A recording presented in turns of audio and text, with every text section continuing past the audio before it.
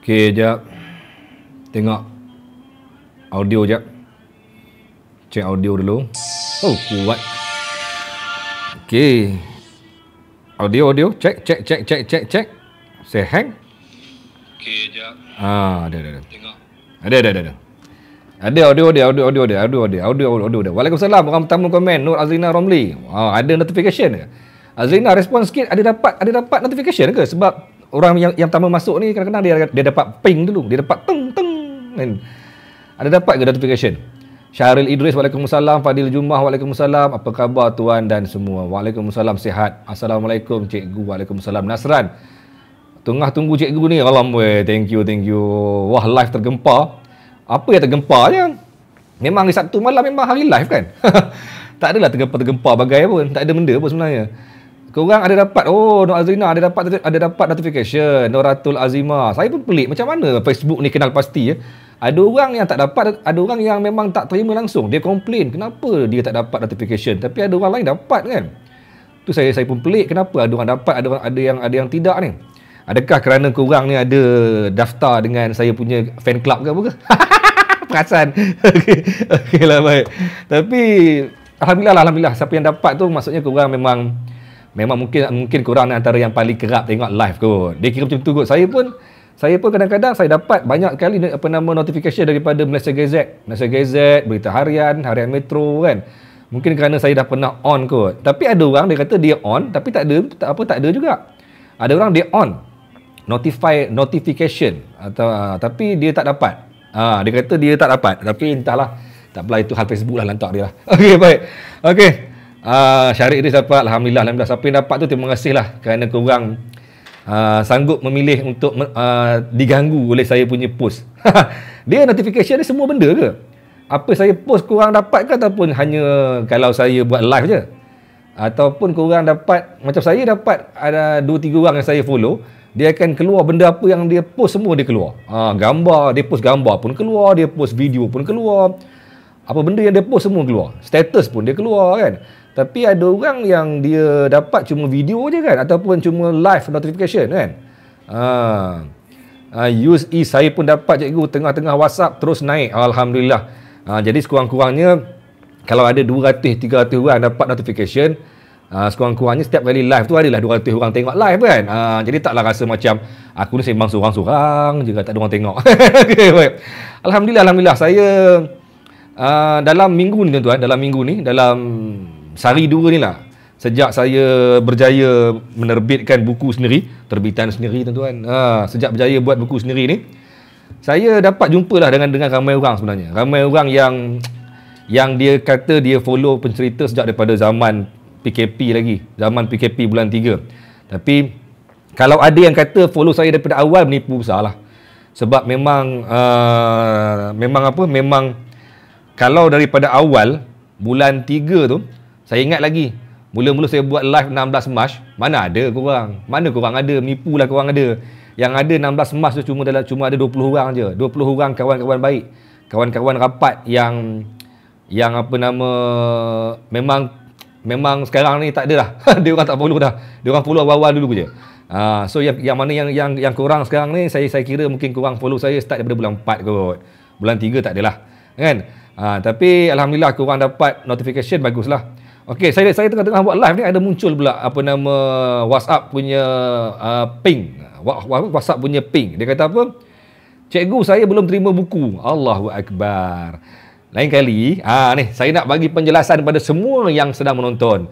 Mereka yang buat pre-order, baca balik saya punya mesej yang saya balas dalam setiap pre-order korang.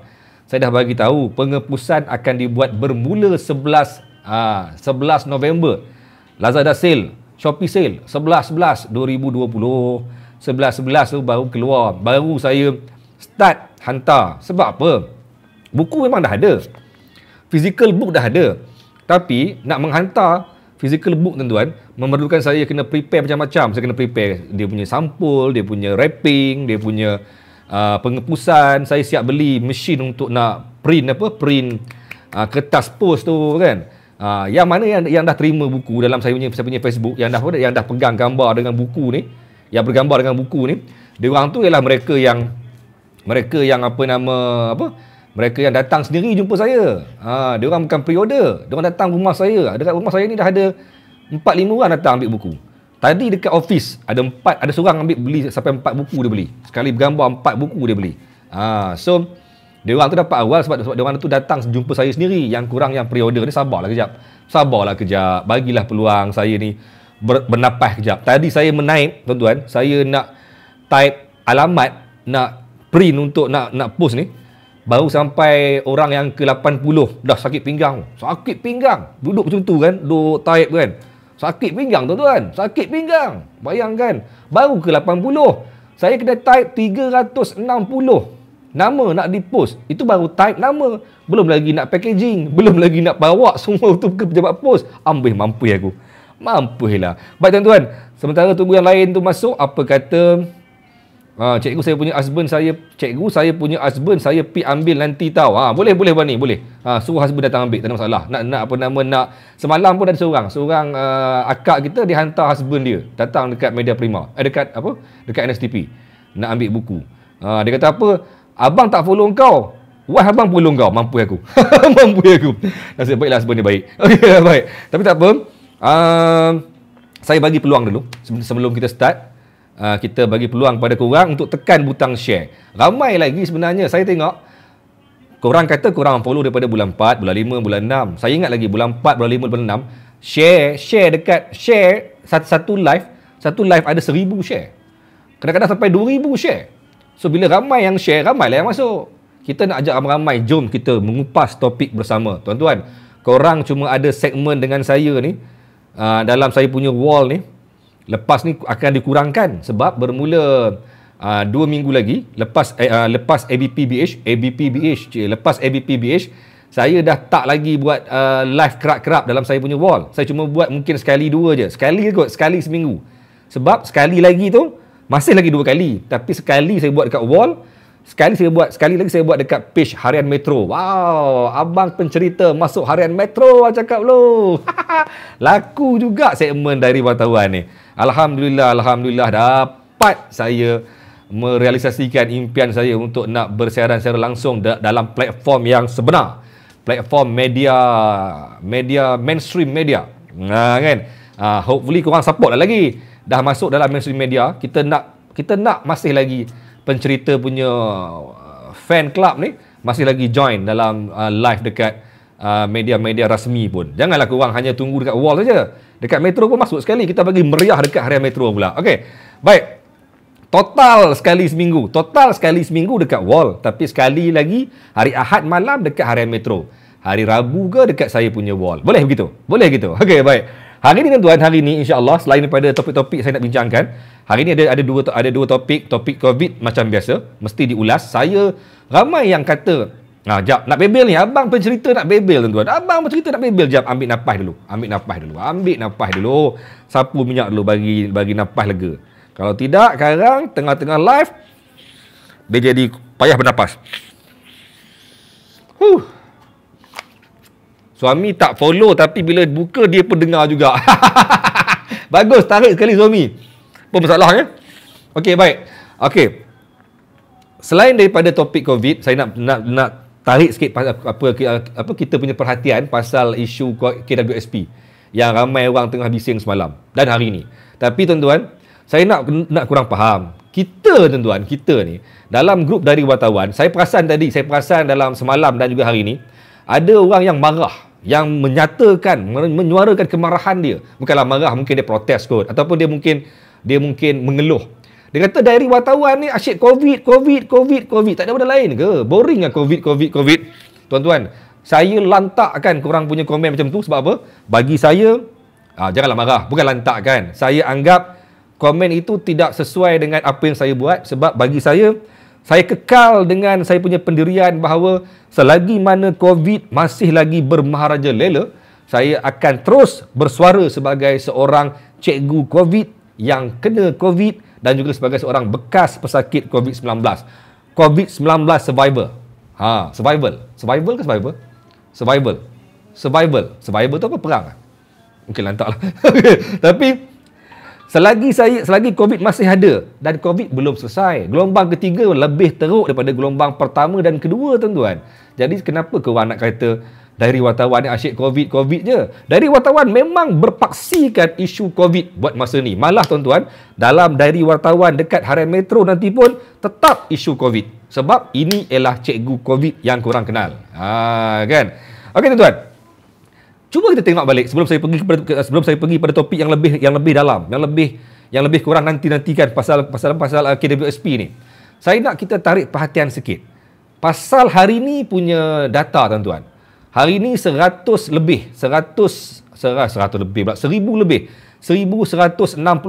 kes baru yang dilaporkan. Menurun. Clapping. Menurun daripada semalam. Semalam total kes malam 1,755. Tuan-tuan, 1,755 kes yang paling tinggi dalam sejarah COVID-19 dalam Malaysia, tuan-tuan. Masalahnya, semalam orang pedulikan, orang tak pandang angka tu, orang tak heran dengan angka tu sebab orang duk sibuk dengan angka belanjawan 325 bilion yang diumumkan oleh kerajaan. Orang lupa sekejap 1,755 sebab bagi mereka lebih lebih berfokuskan kepada apa yang kerajaan umumkan. Sedangkan semalam ialah sejarah dalam negara. Sejarah yang mana angka jangkitan COVID-19 di Malaysia mencatatkan angka yang sangat tinggi, melebihi 1,500.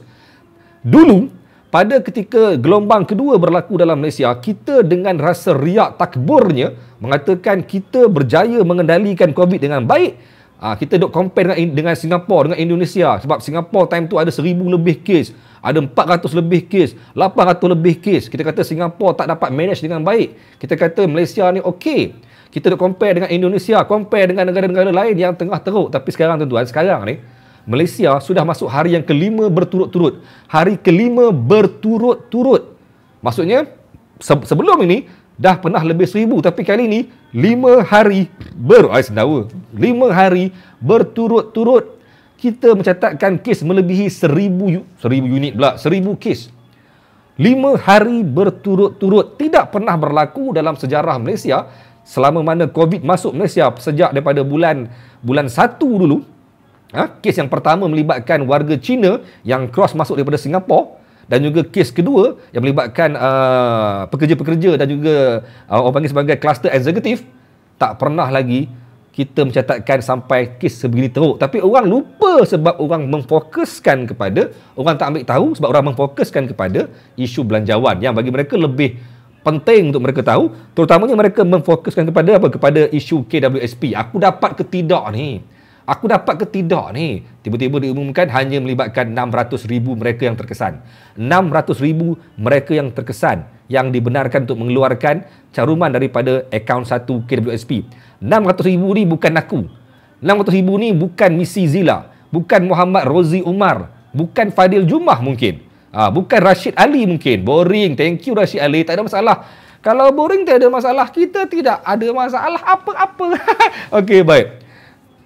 Orang kita sekarang ni, pada ketika ini, angka 1,000 lebih ni bukan lagi penting bagi mereka kerana dalam tempoh ini mereka sedang menantikan adakah akan ada perubahan yang akan berlaku dalam belanjawan. Yang bagi mereka, belanjawan kali ini bagi mereka seakan-akan macam tidak memberi makna. Sedangkan sebenarnya, bagi saya ada pro and con. Ada positif and negative side. Sebenarnya, belanjawan sebanyak 300 lebih bilion ni banyak manfaat kepada semua orang sebenarnya. Banyak manfaat kepada semua orang. Terutama mereka yang terkesan dengan isu pembuangan kerja, hilang kerja dan sebagainya. 860,000 orang menganggur sekarang. Tuan-tuan, saya ulang balik. 860,000 penganggur sedang berada dalam negara. Tidak ada kerja. Dan mereka ini dijanjikan untuk ada peluang selepas ini dalam belanjawan baru ini. Apabila 500,000 peluang pekerjaan bakal disediakan oleh kerajaan. So, benda tu nampak macam adalah manfaat dia. Dengan allowance ditambah baik, dengan bantuan-bantuan bersasar juga ditambah baik, dengan pemberian pelbagai insentif kepada sektor-sektor industri kecil sederhana, IKS dan sebagainya, dengan bantuan-bantuan yang lebih besar kepada golongan-golongan OKU, golongan-golongan petani, pekebun, pendoreh getah dan sebagainya. Maksudnya banyak sektor, banyak pihak, banyak kumpulan, banyak kelompok yang akan mendapat manfaat daripada Belanjawan 2021. Tapi bagaimanapun, ia masih lagi tidak menyeluruh kerana masih ada lagi golongan-golongan yang memang mereka ni tidak terkesan, mereka ni tidak tergolong dalam golongan yang 600,000 dalam kelompok EPF tu, tapi mereka ni mungkin terkesan secara tanpa sedar. Macam mana saya sebut dalam live saya pada hari Rabu, hari Khamis lepas, 2 hari lepas. Jadi benda ni sebenarnya menyebabkan ramai orang masih lagi mengeluh. Diorang mengeluh dekat Facebook, dekat media sosial, menghentam, marah, rasa macam kurang selesa, kurang puas hati dengan pihak kerajaan kerana tidak memberi perhatian penuh kepada mereka. Malah hari ini tuan-tuan, agensi yang menguruskan pelancongan juga marah dan kata apa, kerajaan tak bagi perhatian penuh kepada sektor pelancongan yang dah mula ganap, sedangkan memang ada pun peruntukan untuk pelancongan, tapi mereka rasa macam benda tu tak memberi manfaat pada mereka. Jadi benda ni agak macam mana ya? Agak tidak balance lah. Oh, menarik komen daripada Noah Farul. 860,000 orang yang tak bekerja, tapi KBSP kata hanya untuk 600,000 orang. Nampak tak? Betul Farul. Good comparison. Good comparison. Maksudnya good comparison. Maksudnya macam mana disebut cuma 600,000 orang yang terkesan? Tapi tuan-tuan, Farul kena faham. 860,000 penganggur, ada di antara penganggur itu yang tidak ada akaun KWSP pun. Jadi saya faham kenapa hanya 600,000 orang saja yang dikatakan bakal menerima manfaat ataupun faedah pengeluaran daripada akaun satu. Kerana ada dalam kalangan 860,000 orang ni bukan mereka yang bukan pencarum. Ramai tuan-tuan yang bukan pencarum dalam Malaysia ni. Ramai yang bukan pencarum, tapi mereka ni terkesan dalam golongan yang terkesan akibat COVID-19. Ramai yang sebelum ni pernah mencarum, tapi dalam akaun dia cuma ada RM2,000, cuma ada RM500, cuma ada RM3,000 mungkin. Jadi mereka ni mungkin tak sesuai ataupun tidak layaklah untuk mengeluarkan akaun satu. Jadi benda tu kena faham juga. Kita kena bersembang secara rasional, jangan sekadar menghentam, mencari salah, tapi sebenarnya ada benda yang kita kena tengok juga dari sudut lain. Dari sudut yang macam tidak semua orang yang mencarum, tapi saya juga bersetuju. Okey, saya juga bersetuju dengan satu komen daripada seorang pensyarah ekonomi daripada UPM. Hari ini dia keluarkan statement, dia kata sebenarnya sepatutnya KWSP benarkan pengeluaran untuk semua golongan sebenarnya. Sebab betul, nampak seakan-akan macam balance dengan apa yang kita bincangkan sebelum ni. Sebab yang terkesan ini agak luas dia punya terma dia. Agak luas, agak umum sangat terma dia. Hanya sekadar merujuk pada, saya ulang balik benda ni. Benda ni saya dah bincang 2 hari lepas. Cuma saya tertarik bila kata profesor ni dia bangkit balik. Dia kata apa?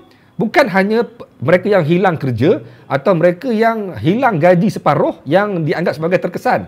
Ramai lagi yang terkesan tanpa sedar. Ramai yang terkesan tanpa sedar yang kerajaan tak nampak pun mereka ni terkesan. Sebab mereka ni masih bekerja. Mereka ni bla bla bla. So mereka ni tak dianggap sebagai golongan terkesan. Tapi sebenarnya mereka terkesan dengan wabak, dengan pandemik COVID-19. Ekonomi mereka semakin tak stabil. Mereka mungkin semakin kurang wang simpanan mereka. Jadi banyak faktor-faktor lain yang kerajaan kena ambil perhatian penuh untuk nak melihat kepada siapa yang layak mengeluarkan akaun satu KWSP. Malah saya bersetuju dengan pensyarah ni. Dia kata apa yang kerajaan nak risaukan? Sebab pengeluaran akaun satu untuk pengguna ataupun untuk pencarum KWSP tidak akan melibatkan apa-apa kerugian kepada akaun kerajaan. Kerajaan takkan rugi apa-apa kerana itu ialah duit caruman. Logik, tuan-tuan, logik. Sepatutnya tak perlu pun nak pening-pening kepala, bagi je keluar. Cuma dia kata dia bersetuju bahawa pengeluaran patut dibuat secara ansuran ataupun secara berperingkat, iaitu dia bersetuju sebanyak RM500 sebulan. Reason dia kenapa? Kerana dia takut kalau bagi secara bagi secara langsam, bagi secara one off RM10,000, orang akan berbelanja secara one off juga. Dapat RM10,000, belanja RM10,000, beli iPhone 12, beli microwave, beli peti ais sebagainya kan. Menyebabkan dia mungkin sasaran ataupun target kerajaan untuk membolehkan orang Malaysia yang terkesan ni ada perbelanjaan, ada duit poket lah. Duit poket selama setahun dengan RM500 sebulan ni tersasar. Sebab mereka bagi RM10,000, habis RM10,000 tu. Jadi ada logik juga. Tapi, nampak? Benda-benda macam ni, ada tapi, ada argument dia, ada tapi, ada argument dia. Okey, tapi saya juga terbaca beberapa wall Facebook kawan-kawan saya. Ramai tuan-tuan, kawan-kawan saya memang cukup menunggu-nunggu ni. Diorang ni menunggu-nunggu pasal announcement RM10,000 ni. Mereka menunggu-nunggu tuan-tuan. Dan saya baca banyak wall yang rapat dengan saya. Mereka kata, alamak, mereka kecewa sebab mereka dah prepare mentality mereka. Merekang pula. Merekang tu apa? Mereka campur sekarang. Merekang lah. Mereka sekarang. Merekang. Okay. Mereka ni dah mentally prepare yang dengan RM10,000 ni mereka nak bayar hutang. Mereka nak upgrade business. Mereka nak buat itu, nak buat ini yang mungkin boleh menambah baik ekonomi mereka for future. So mereka kata dapat RM500, dia kata dapat RM500 hari ni, aku akan bawa RM500 ni pergi ke Giant ataupun Tesco, beli susu anak, beli pampers anak, untuk stok 2 minggu habis. Dah habis. Untuk stok 2 minggu habis RM500 ni. Sedangkan dia perlu menunggu lagi 2 minggu pula untuk dapat income baru. So logik juga. 500 tu mungkin bukan 2 minggu. Mungkin akan dibelanja dalam masa 4-5 hari dengan beli barang-barang. So kalau mereka nak spend something untuk nak expand dia orang punya income lain, nak beli barang apa ke, ataupun nak set up business, small business apa ke, mereka akan rasa duit yang mereka dapat ni bukan sumber utama mereka untuk mereka mendapatkan plan baru untuk mereka pergi lebih jauh. Nampak tak? Jadi logik juga, bukan seorang dua tuan-tuan. Ramai yang kecewa sebab mereka nak sangat-sangat. Dia orang nak sangat-sangat RM10,000 ni sebab mereka rasa inilah satu bateri baru dalam hidup dia orang. Bateri baru yang mungkin bagi dia orang ni long lasting punya survival. Kan? Mereka dapat RM10,000, mereka nak kalau orang yang sebelum ni buat printing baju, mungkin nak expand dengan lain-lain bisnes. Yang peliknya,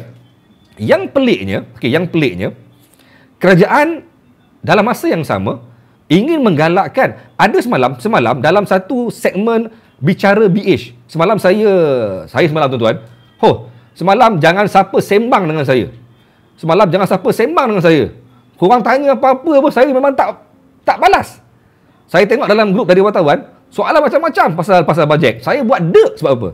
Semalam tuan-tuan, saya kena on the spot dalam masa yang sama. Tangan kanan pegang mouse, tangan kiri set up dia punya segmen. Saya kena potong sebanyak 45 klip daripada pembentangan belanjawan tu secara direct. So sambil saya potong tuan, saya mencari juga dekat mana sebenarnya yang boleh membantu golongan-golongan macam saya ni. Walaupun sebenarnya realitinya ramai kata cikgu tak perlukan bantuan. Cikgu nak bantuan apa? Cikgu ada gaji yang cukup. Wife saya kerja, rumah semua okey, kereta semua dah ada, kerja okey, jalan macam biasa. Tapi mereka rasa macam cikgu tak perlu apa-apa bantuan. Tapi sebenarnya realitinya saya seperti juga rakan-rakan lain dah mula set my mind, kami nak set up a small business dengan duit RM10,000 tu. Jadi kita dah mula rasa macam ini peluang aku untuk nak gain something for myself untuk future. Berapa ramai orang yang kena buang kerja dalam tempoh-tempoh yang sangat-sangat mencabar tuan-tuan. Dan sebenarnya benda ni semua orang berharap sangat-sangat dengan apa yang disebut-sebut pasal pengeluaran akaun 1 ke 2 SP tuan-tuan. Tapi semalam bila saya potong-potong 45 segmen daripada belanjawan, saya tak nampak satu benda pun yang ada manfaat yang cukup, yang boleh buat saya rasa macam wah, lega untuk aku. B40 jangan bunyilah, sebab korang memang selalu dapat pelbagai jenis bantuan. Golongan-golongan OKU, golongan-golongan yang kurang bernasib baik. Malah tuan-tuan, dalam satu segmen, okey, saya ulang balik ya. Ketika saya tengah-tengah buat kerja ni, saya dengar dalam studio berita harian dekat sebelah kanan dan sebelah kiri saya tengah berlangsungnya bicara BH, iaitu bicara berita harian. Mereka jemput 2 orang panel yang hebat-hebat ni untuk membincangkan pasal belanjawan. Saya terdengar satu komen daripada seorang profesor perempuan ni. Nama dia saya lupa, tapi dia somebody yang hebat lah. Dia kata, inilah masanya kerajaan kena menggalakkan rakyat berbelanja. Kerajaan kena galakkan rakyat untuk berbelanja supaya dalam masa yang sama ekonomi kita dapat digerakkan dengan cukup aktif. Maksudnya peniaga akan dapat peluang mendapat income daripada perbelanjaan orang lain, kerajaan pula akan mendapat income daripada pengaliran dana tunai dalam negara. Jadi inilah masa yang sesuai, masa yang sangat-sangat terbaik untuk kerajaan menggalakkan orang ramai berbelanja. Masalahnya, nak belanja macam mana, duit tak ada. Kau suruh aku belanja, tapi aku nak belanja, duit tak ada. Jadi sebenarnya, kerana itulah kata profesor ni, sepatutnya kerajaan kena bagi KWSP ni kepada semua orang yang bukan sekadar yang terkesan, kepada semua orang yang memerlukan. Terma memerlukan ini bukan hanya merujuk kepada golongan terkesan. Terma memerlukan ini amat luas. Ada orang yang kaya raya tapi dia rasa dia perlu untuk nak tambah sedikit dalam tabung bisnes dia, atau mungkin dengan RM10,000 ni boleh bantu dia bayar hutang-hutang lapuk yang memang pernah dia tergantung sebelum ini. Saya sendiri tuan-tuan, sampai hari ini saya kejar orang yang beli kereta saya. Dah lebih seminggu dia lari, tak bayar duit installment kereta, sedangkan dalam akaun saya dah kena potong RM1,000 daripada duit kereta sebab auto debit. So, adakah saya ni terkesan? Tak, bagi mereka tak terkesan. Sebab mereka kata saya ni ada rumah, ada kereta, ada kerja sebagainya. Tapi tanpa mereka sedar, saya terkesan kerana ada masalah orang lain yang buatkan saya jadi ada masalah. Nampak tak? Jap, break jap, minum air.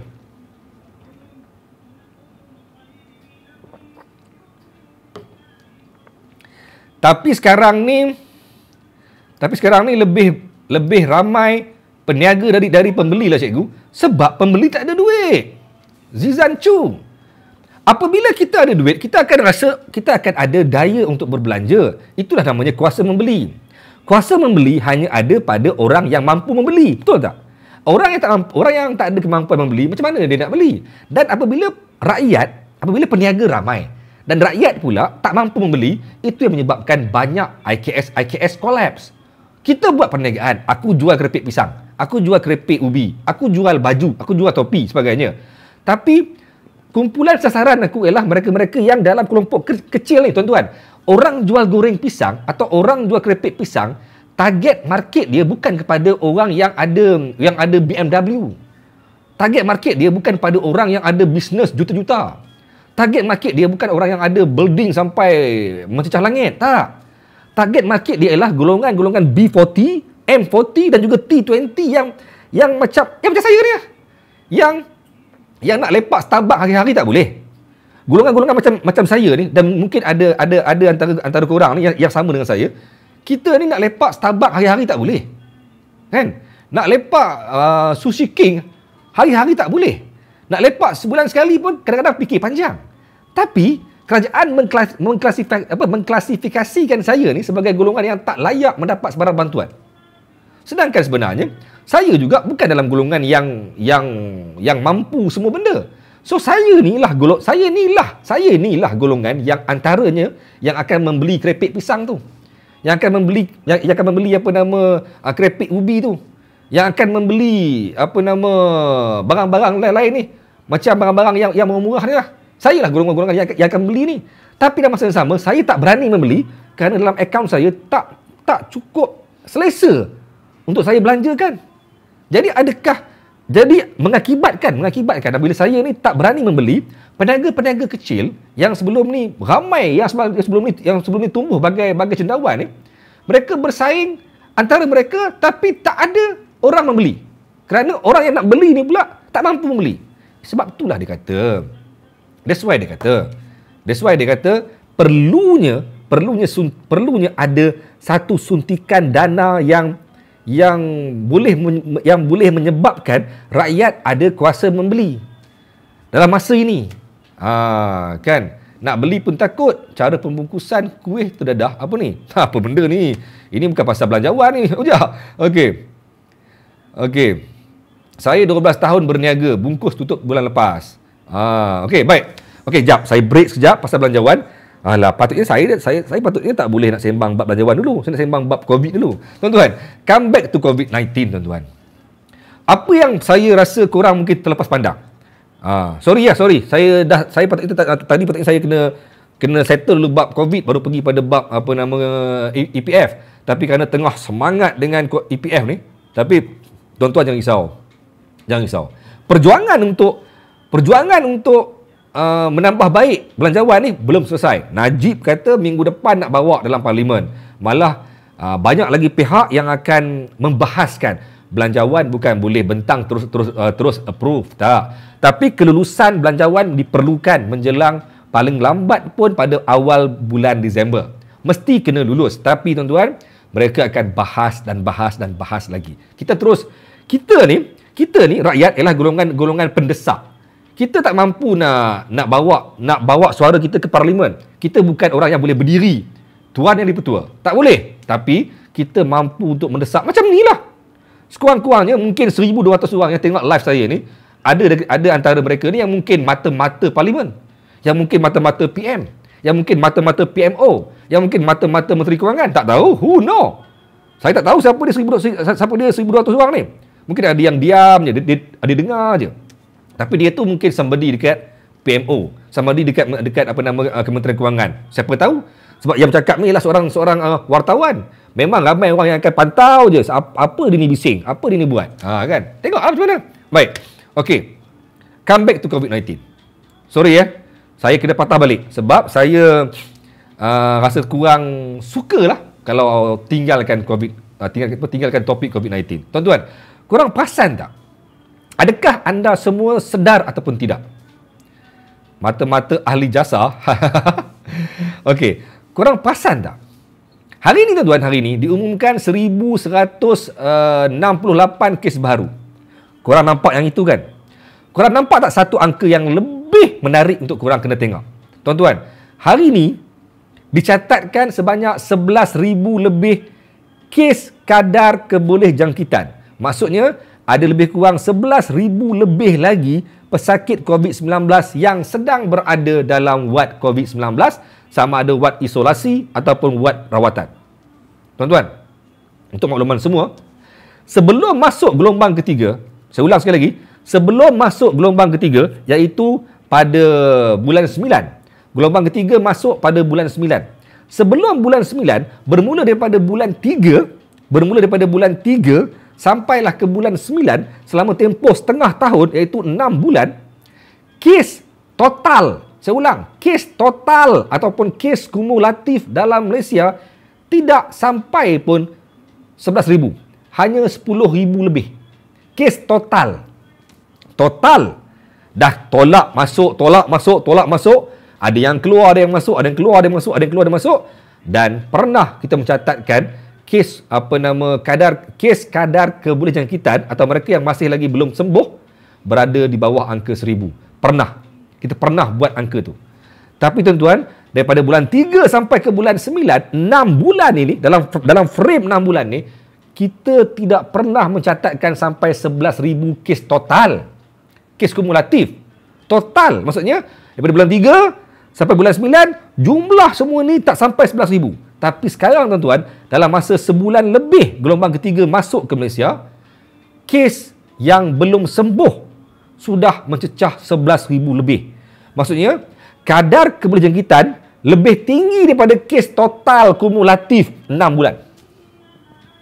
Korang nampak tak dia punya betapa berisiko dan betapa besarnya impak COVID-19 dalam gelombang 3. Walaupun kita patutnya masih lagi boleh menarik nafas lega sebab semalam daripada 1,755 kes, lebih kurang 700 lebih datangnya daripada kluster-kluster dalam penjara.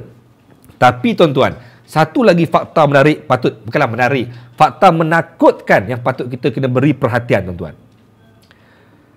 Kes total yang ada sekarang akan lebih meningkat menggila-gila. Ini jaminan saya. Ini jaminan saya dan saya bersandarkan kepada keyakinan oleh Kementerian Kesihatan Malaysia yang mana kes kumulatif mingguan, kes baru mingguan akan mencecah 6,000 setiap minggu. Ada rasional dia. Kenapa? Korang perasan tak? Dulu, masa kita duk belagak kata Singapura teruk, tuan-tuan, Singapura merekodkan 400 ke 500 kes harian pada ketika Malaysia hanya merekodkan 20 lebih kes harian time tu. Tapi korang dah faham kenapa Singapura mencatatkan kes yang mendadak begitu mencanak-canak pada ketika itu? Kerana mereka membuat kaedah saringan secara mass screening. Mereka membuat saringan secara mass screening. Mereka membuat saringan kepada ramai orang rakyat dia. Dan sekarang tuan-tuan, korang kata kenapa siapa suruh Malaysia buat mass screening? Sebenarnya Malaysia sekarang ni berdepan situasi sukar sebab angka semakin naik. Angka naik kenapa? Semua tahu kan? Angka naik, semua tahu. Angka naik sebab kita tengah buat mass screening. Kita tengah buat saringan secara besar-besaran. Tapi, adakah kita mampu mengurangkan saringan ini? Ada yang kata, dah tahu kes naik, kurangkan sikit saringan. Ada dua kelompok dalam Malaysia. Satu kelompok yang kata, Malaysia kena buat mass screening. Saya antara kelompok yang dulu yang kata, Malaysia kena buat mass screening. Sebab, kita tak tahu berapa banyak kes-kes aktif dalam komuniti yang tak sedar diri dia ada COVID-19. Tak sure. That's why saya kata dulu, saya sebut dulu, pada ketika Selangor membuat saringan secara mass dekat Selangor dulu, Kerajaan Negeri Selangor memperuntukkan ribuan sampel untuk nak uji seramai-ramai mungkin di Selangor, tapi hasil dia cuma 9 orang saja yang positif. So time tu mereka kata macam no point. Tak guna untuk buat mass screening sebab tak banyak pun kes yang aktif. Tapi saya antara orang yang mendesak perlunya dibuat mass screening kerana saya yakin ada ramai orang yang kena COVID tapi berkeliaran tanpa sedar dia tu ada COVID. Tapi ada satu lagi kelompok lain yang berpendapat sebaliknya, yang menentang pendapat saya. Mereka ini kata tak payah buat mass screening, tak payah cek sangat pun, sebab COVID-19 sudah berada dalam masyarakat. Engkau cek banyaklah yang positif. Bila banyak positif, orang panik. So mereka ni kata tak payah cek, biar je. Sebab nanti kalau dia demam, barulah kita cek dia. Kalau dia demam, kita rawat dia. Sebab COVID ni, bagi mereka COVID ni macam sesama biasalah. Orang sesama boleh berjangkit dengan orang lain. Sama je. Logik kata mereka, logik. Saya bagi saya logik. Bagi mereka COVID ni sama macam penyakit-penyakit lain yang berjangkit. Sesama batuk pun boleh berjangkit dengan orang lain, kan? Jadi bagi mereka macam tak perlu nak buat mass screening. Sebab bila buat mass screening banyak-banyak, bila ramai orang diperiksa, maka banyaklah kes baru seperti apa yang berlaku sekarang. Dan akhirnya orang panik sebab orang tengok macam figure tu naik, orang nampak angka tu naik kau-kau. Angka naik sampai 1,000 lebih. Siapa sangka Malaysia boleh dapat sampai 1,000 lebih pada ketika Malaysia pernah turun sampai 0 kes hari. Kita pernah dapat 2 hari 0 kes. Tak ada kes hari. So, siapa yang sangka sekarang ni kes sampai 1,000 lebih. Jadi, kelompok kedua ni kata, janganlah buat mass screening. Sebab kita akan menyebabkan orang takut. Kita akan menimbulkan satu rasa panik kepada orang ramai. So, tak payah buat. Tapi, tuan-tuan, sekarang ni, the issue is, korang faham tak konsep PUI dan PUS? Korang faham tak konsep kontak rapat? Okey, baik. The issue is, sekarang, tuan-tuan, masalahnya, kalaupun Malaysia kata, okay fine, aku takkan buat mass screening, aku nak stop. Aku takkan lagi uji secara total ramai-ramai dalam Malaysia. Tak boleh, tuan-tuan. Kenapa? Kerana formula dia apabila ada seorang yang positif COVID-19, kontak rapat ataupun PUI, person under investigation, mesti diuji. Mesti diuji. Itu kaedah yang dibuat di banyak negara pun. Bukan hanya Malaysia, termasuk negara-negara lain. Jadi tuan-tuan, dalam soal sekarang ni, new cluster bertambah dengan banyaknya setiap hari. Tidak pernah ada hari tanpa new cluster. Hari ini bertambah lagi new cluster. Semalam bertambah lagi, semalam 5, 2 hari lepas 6. Hari itu tambah sampai 8 pun ada. Jadi apabila adanya new cluster, korang bayangkan betapa mencabarnya situasi sekarang tuan-tuan, apabila ada new cluster, korang pernah tak ternampak satu poster yang menunjukkan carta jenis-jenis peringkat jangkitan COVID-19. Peringkat yang pertama, mereka yang memang ada COVID.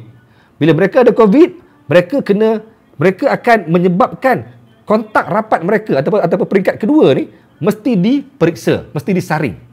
Jadi, bila mereka saring peringkat kedua, iaitu mereka yang rapat-rapat dengan yang first ni, kalau ada yang positif di sini pula, yang sini pula, dengan cek pula peringkat ketiga, siapa yang rapat dengan peringkat kedua. Dan itulah seterusnya sampai ke peringkat ketujuh. Bayangkan, sampai 7 peringkat mereka kena cari kalau jaringan positif ni berterusan sampai ke bawah. Jadi, daripada satu kes positif COVID-19 boleh merebak sampai ratusan. That's why dulu kalau korang masih ingat, satu saja kes yang berlaku dalam kluster eksekutif, kluster yang melibatkan pegawai ataupun high level di Uda Holdings, menyebabkan perang bercambah di bawah dia. Sama dengan apa yang berlaku di kluster Meru di Kelang. Apabila satu orang sahaja yang dijangkiti dan dia hadir ke meeting-meeting yang melibatkan syarikat event management, melibatkan dia berkembang banyak dan mewujudkan satu kluster besar, kluster Meru. Nampak tak? So sekarang ni benda ni kita nak letak kita ni dalam kelompok mana sekarang? Kita nak kata aku bersetuju untuk mass screening. Adakah betul korang bersetuju? Sebab bila korang bersetuju untuk buat mass screening, korang juga yang panik. Mass screening akan menyebabkan angka akan naik kau-kau. Sebab sekarang ni COVID ada dalam komuniti. COVID bukan lagi berada dalam kelompok-kelompok kecil macam hari tu, macam dulu. COVID berada dalam kluster-kluster yang dikesan. Tapi sekarang ni COVID berada dalam kluster-kluster dan juga dalam komuniti. So kalau buat mass screening, adakah korang bersedia untuk melihat angka jangkitan di Malaysia naik sampai 2,000 lebih sehari? 3,000 lebih sehari? Korang bersedia ke? Korang panik gila bila tengok angka. Siapa masih ingat lagi bila Malaysia mengumumkan 255 kes melibatkan kluster pusat tahanan immigration ataupun parti di Semenyih, Bukit Jalil dan juga mana? Saya lupa dah. Bila kerajaan umumkan, hari ini ada pertambahan 255 kes melibatkan kluster di depoh tanah immigration. Satu, Malaysia panik. Panik gila. Habislah Malaysia sekarang ni. Malaysia dah mula kes baru meningkat balik. Sedangkan itu dalam kawasan depoh tanah immigration. Tak ada kena-mena kita. Sama dengan apabila kes meningkat gila-gila dalam kluster jemaah Seri Petaling. Semua orang kata macam semua orang menyalahkan mereka yang terlibat dalam jemaah Seri Petaling. Semua menyalahkan dia orang. Sedangkan tak ada kena-mena dengan kau pun. Tapi sekarang tuan-tuan, apabila kes sampai 1,000 lebih, adakah korang bersedia kerajaan meluaskan lagi skop pemeriksaan saringan kepada lebih ramai orang? Tuan-tuan, korang bersedia ke nak tengok sampai 2,000 kes sehari, 3,000 kes sehari? Korang bersedia ke? Korang rasa korang cukup mentally prepare nak dengar angka kes baru 4,000? Korang bersedia ke? Saya rasa korang akan jadi lebih panik, lebih huru-hara, lebih takut sebagainya. Sedangkan itu realiti yang akan terjadi kalau Malaysia membuat mass screening. Mujurlah tuan, mujurlah. Malaysia tidak seperti beberapa negara-negara lain. Banyak negara yang hanya bergantung kepada antigen rapid test kit. Apabila mereka membuat ujian RTK antigen, positif, masuk dalam data positif. Malaysia tak tuan-tuan. Malaysia kalau positif dengan RTK antigen, mereka akan buat pula swab. Kalau swab tu positif, baru diambil kira sebagai positif. So, Malaysia ni lebih berhati-hati dalam nak mengenal pasti mereka yang positif. Banyak negara lain hanya bergantung kepada RTK antigen ataupun RTK antibody. So, kalau bergantung pada RTK antigen, percayalah, lebih ramai orang yang akan dikesan positif setiap hari. Sebab apa? Sebab RTK antigen, dia punya result hanya keluar dalam masa 10 minit. Beratur yang panjang, titik darah sikit, dapat result terus. Dapat result positif ke ataupun negatif. Kalau swab test, tak ada. Swab test 3-4 hari, 2-3 hari. So dia akan lebih menjarakkan kes-kes baru. Tapi RTK antigen dengan cara yang lebih mudah, tanpa perlu pergi ke makmal. Kalau semua klinik, semua tempat boleh buat, keluar depan rumah, pergi depan klinik swasta depan, boleh buat RTK antigen, dapat result segera, akan lebih ramai orang yang positif dalam Malaysia. Nampak tak dia punya bezanya Malaysia dengan negara lain. Malaysia masih lagi berpegang pada swab test ataupun RT-PCR sebagai panduan utama untuk mengenal pasti adakah orang itu positif. Tuan-tuan, minum dulu minum dulu Aparul, thank you Aparul. You always my good friend lah. Asyik remind saya dah mula stuck, dia suruh minum. Kan?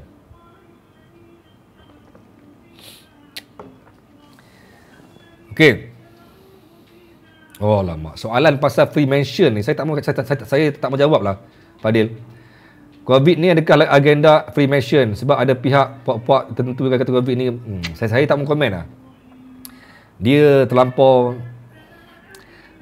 sukar untuk saya jawab lah. Saya bukan pengkaji sampai tahap tu. Kan? Saya bukan pengkaji sampai tahap tu. Baik.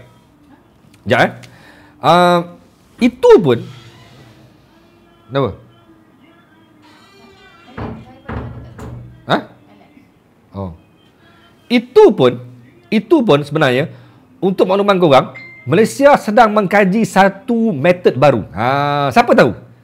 Missy Zila sebagai seorang nurse, tahu tak pasal satu metod baru yang kerajaan tengah yang KKM tengah duk test, tengah duk uji. Semua orang tahu sekarang ni ada dua cara je kan? Dua cara untuk buat ujian saringan COVID-19. Ini membuktikan Malaysia sebenarnya bukan hanya bergantung dengan WHO. Malaysia bukan semata-mata bergantung dengan uji kaji negara luar. Tidak tuan-tuan. Malaysia juga ada researcher dia, ada R&D dia sendiri untuk memastikan dia ada metod sendiri. Tahu tak apa yang Malaysia tengah buat?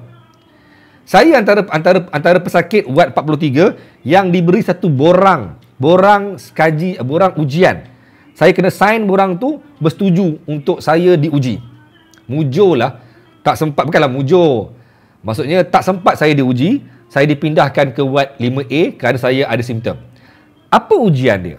Ujian dia lah untuk mengenal pasti adakah result COVID-19 ataupun ujian COVID-19 boleh dibuat tanpa membuat swab ataupun antigen rapid test kit. Hanya dengan menggunakan air ludah. Air ludah. Maksudnya meludah air liur tu. Ludah air liur tu. Air liur ni boleh diuji sama ada orang itu positif ke negatif. Okey? Dan mereka sedang membuat ujian tu, sedang membuat kajian itu di beberapa ramai pesakit dalam Hospital Sungai Buloh untuk mengenal pasti adakah dia accurate. Dan kalaulah benda ni accurate, kalaulah benda ni berkesan, maksudnya kalaulah kita dapat result dengan hanya mengambil sampel air liur, senanglah. Beratur ramai-ramai, lalu puh. Kan? Tak payah nak duduk, cucuk. Tolak. Ada yang sampai menakutkan kawan-kawan saya dulu. Dia kata apa? Swab test ni kalau kata tak lepas ikut mulut dengan hidung, ambil ikut punggung.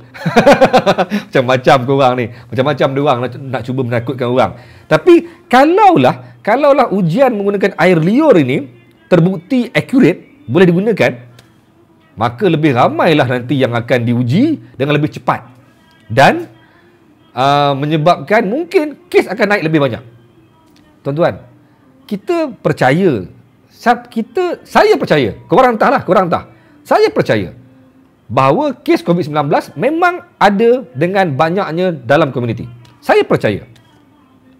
Kalau kata buktinya, tak payah bukti, sebab saya percaya ia memang telah ada dalam komuniti, tapi orang kita tak sedar. Itu je.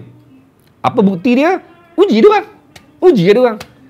Kalau uji dia orang ramai-ramai, ramailah yang akan kena. Okey. Itu terbukti sekarang. Di mana-mana tempat sekarang ni pun kes naik kerana banyak ujian. Dan sekarang tuan-tuan, semua tahu kan? Semua tahu yang pasal PKPB, Perintah Kawalan Pergerakan bersyarat, telah pun diumumkan di semua negeri dalam Semenanjung kecuali Perlis, Pahang dan Kelantan. Bermula bila? Bermula bila? 6 bermula berapa? 9 sampai 6 sampai bermula 10 hari bulan sampai ke 6 Disember. Bermula 6 hari bulan, sebulan 4 minggu. 4 minggu di semua negeri-negeri Semenanjung kecuali Perlis, Kelantan dan juga Pahang. Tuan-tuan, apa implikasi dia kepada kita? Benda ni besar, tuan-tuan. Benda ni besar. Antara implikasi besar dia ialah kes akan lebih naik. Itu je. Apabila adanya PKPD bermula 9 bulan. Thank you atas mereka yang bagi informasi. Bermula 9 November. Thank you Mrs. Zila. Apabila berlakunya PKPD, okey, dengar, PKPD semua dalam zon kena diuji. Saya ulang balik. PKPD ataupun PKPD secara pentadbiran, semua orang dalam zon PKPD mesti wajib diuji. Tapi bila dibuat PKPB, pemantauan dan juga penjejakan kepada mereka yang mungkin terkesan akan lebih meluas dan lebih ekstrim. Jadi tuan-tuan, kenapa Sabah kes meningkat dengan banyaknya? Kerana Sabah PKPB. Kenapa Selangor kes meningkat dengan banyaknya? Kerana Selangor PKPB. Dan sekarang ni PKPB di semua negeri kecuali 3 negeri tadi. Jadi tuan-tuan, korang kena bersedia. Kita memang akan nampak kes yang akan meningkat dengan lebih mendadak. Turun sikit-sikit tu biasa, tapi nak tengok kepada 2 angka, kepada 1 angka, R0 akan turun secara mendadak bawah 1, mustahil. Itu kata saya based on apa yang saya lihat kepada beberapa perkara yang pernah berlaku sebelum ini. Kena clear cut tu.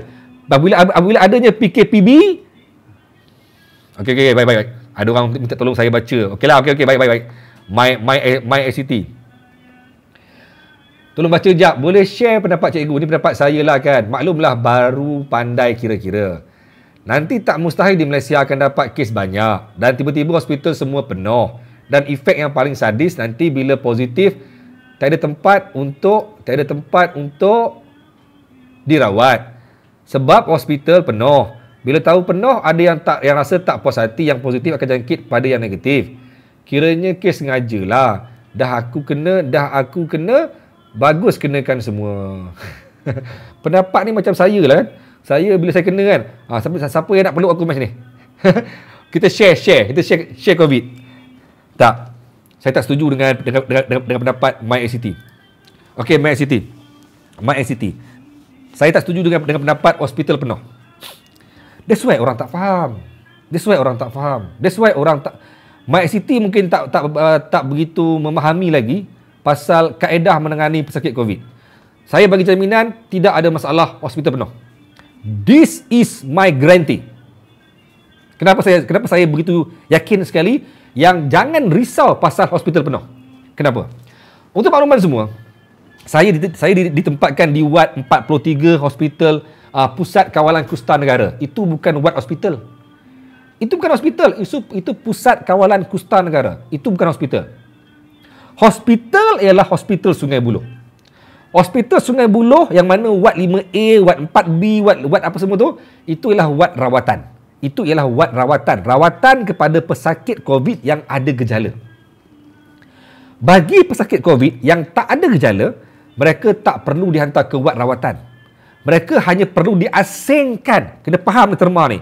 Mereka hanya perlu diasingkan daripada orang ramai yang tidak ada COVID.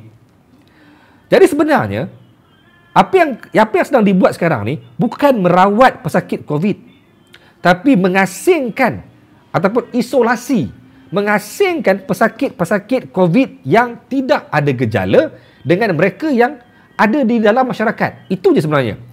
Jadi sebenarnya tidak ada isu pun hospital penuh. Sebab kita pernah tengok apa yang Malaysia buat. Malaysia membuka MAEPS untuk warga asing. Kenapa buka MAEPS? MAEPS ni bukan hospital. MAEPS tu bukan ward rawatan. Mereka yang ada gejala akan dihantar ke hospital, ke ward sebenar. MAEPS ialah tempat untuk menempatkan pesakit COVID dan diasingkan daripada orang lain. Bermaksud tuan-tuan, kalau lepas ni lebih ramai orang yang positif, tak ada masalah. Punya banyak PLKN yang kosong. PLKN punya banyak, boleh guna PLKN. Cikgu mana boleh PLKN, mana ada bilik 1111. Mana ada bilik dua orang. Tak ada. PLKN ni dia dom. Tak ada masalah. Memang dia pakai sistem dom. Korang nak letak satu dewan tu 300 orang. Letak katil 300 orang dalam satu dewan tu. Tak ada bilik-bilik. Tak ada masalah. Sebab mereka hanya perlu diasingkan daripada orang di luar sana. So, tidak ada isu pun pasal hospital penuh.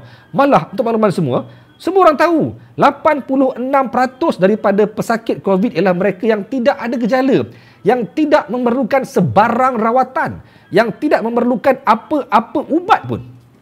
Saya sendiri masuk ke Pusat Kawalan Kusta Negara, saya tak diberi apa-apa ubat pun. Saya tak perlu dipantau pun sebenarnya. Tapi mereka cuma cek nadi, cek blood pressure, cek suhu badan untuk pastikan saya ni benar-benar sihat. So, kalau saya ni sihat, saya tidak akan diberi apa-apa rawatan pun. Tak ada siapa yang perlu nak cek saya setiap masa. Tak ada siapa perlu, tak ada apa-apa benda yang letak di hidung saya, di telinga saya, di mata saya, di dada saya. Tak ada. Jadi, kalau korang kata akan menyebabkan hospital penuh dan akan memberi alasan yang pelbagai, tak ada alasan sebenarnya. Banyak lagi tempat yang kosong. Malah tuan-tuan, ada yang kata, cikgu, Pusat Kawalan Kusta Negara pun dah makin penuh. Tak ada masalah. Sebab sekarang ni diorang tengah renovate, diorang tengah ubah suai rumah kusta yang dulu pernah kecoh, parti masuk ambil alih buat sebagai nursery. Rumah-rumah kusta yang satu rumah dulu diorang letakkan pasien kusta dalam tu. Dulu zaman-zaman dulu, rumah tu akan dijadikan sebagai pusat isolasi. Mungkin dia buat satu rumah tu letak 4 orang ke, 5 orang ke. Cikgu, nanyalah dia orang duduk sampai 5-6 orang. Mereka ni bukan mereka ni tak ke nanti risau akan berjangkit apa-apa. Tak ada masalah. Sebab semua tu memang pesakit COVID. Apa isu dia? No issue. Faham tak? Amboi, panjang pula aku explain.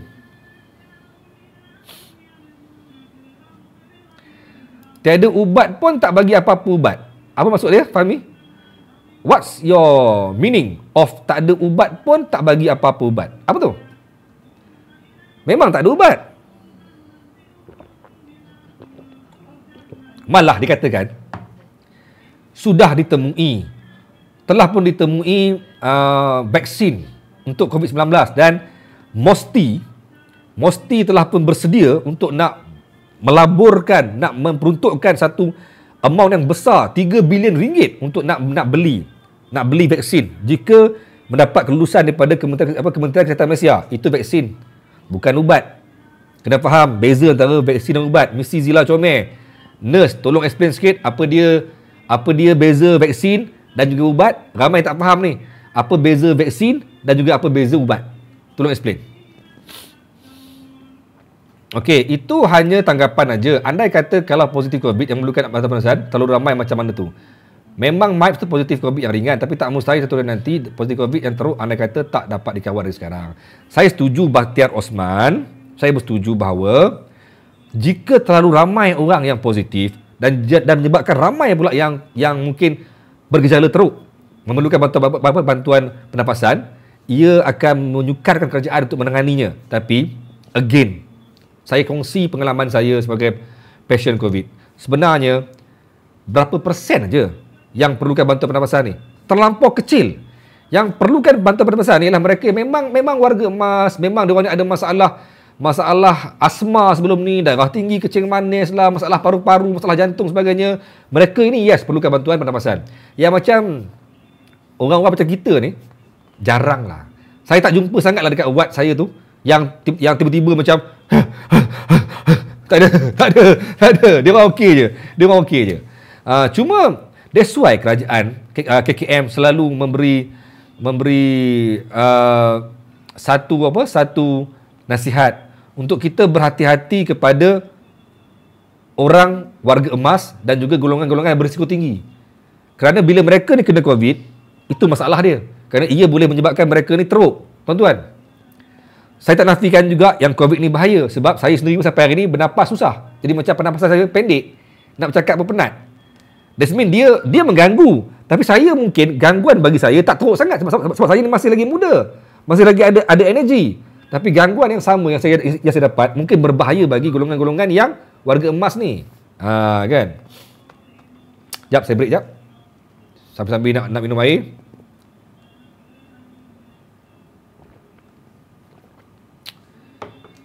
Apa tu Fadil Jumaah? Tentang apa? Payah-payah buat je PRU 15. Terus dapat kita detect berapa ramai lagi yang positif. Tak payahlah Jam Musa. Saya tak setuju pun PRU pada tempoh-tempoh ni. Kalau sikit sangat yang perlukan bantuan pada masa masuk, taklah bahaya COVID ni. Tak bahaya. Ya? Setuju? Setuju? Tak bahaya. Tapi bahaya. Okey, macam mana? Macam mana? Saya selalu sembang dengan kawan-kawan saya. 86% pesakit COVID tak ada gejala. Tak kolaps, tak perlukan bantuan pernafasan, tak meninggal dunia, tak sampai terbaring, tak bernafas ataupun teruk sangat, struggle, tak. Saya ada dalam grup WhatsApp. Saya ada dalam grup WhatsApp Watt 43. Dalam tu ada ramai bekas-bekas pesakit COVID daripada Watt 43. Semua kami tak ada masalah ketika dalam Watt COVID ketika dalam Watt isolasi Watt 43. Tak ada masalah. So, bila bercakap pasal COVID ni bahaya tak? Tak. Sebab mereka semua okey. Mereka boleh bergelak tawa, bersolat sekali. Cuma saya beritahu kepada kawan-kawan saya, apa yang kami tengah risau sekarang ni ialah bahaya selepas pulih daripada COVID. Itu yang kami risaukan sekarang. Dan ini sedang dibahaskan, sedang diperbualkan, sedang dibincangkan dengan ramai orang yang pernah kena COVID. Saya tanya Fatah, bukan Fatah Amin, Fatah kawan saya daripada Watt lain. Saya tanya kepada Ustaz Midi, tanya kepada Cikgu Anwar, tanya kepada ramai lagi kawan-kawan yang pernah kena COVID. Malah saya pernah rujuk kepada kes yang kena COVID pada zaman awal dulu, pada gelombang pertama, kluster Seri Petaling. Kami lebih risaukan apa yang kesan selepas pulih. Dah lagi. Tadi makan nasi lauk kambing. Okey. Masa kami kena COVID, kami okey. Tapi sekarang masalah dia, kami dah mula risaukan kepada kesan jangka panjang dia. Jangka panjang dia. Sebab ramai kawan-kawan saya yang kena COVID, yang dah pulih ni, ada yang masuk balik Watt sebab tiba-tiba hati dia ada masalah. Dan doktor kata disyaki kerana serangan COVID. Ada yang sampai sekarang ni, sampai hari ni, sudah pun 3 minggu keluar Watt, masih lagi tak boleh bernafas dengan sempurna. Dia macam penat. Sama saya. Nampak? Start balik. Dia penat. Ada pula yang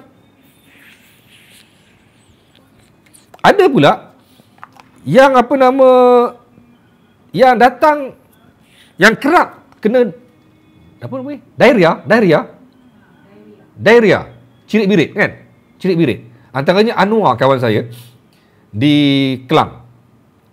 Ada pula yang share dengan saya, ini kluster Seri Petaling, yang badan dia sentiasa naik ruam-ruam gatal. Dan saya Google balik dalam internet, yes, antara masalah jangka panjang kepada pesakit COVID ialah ruam ataupun rashes yang akan naik di badan dia selepas tempoh-tempoh yang tertentu. Dan itu berlaku kepada sebahagian yang keluar daripada Watt COVID daripada jemaah Seri Petaling. Ada pula yang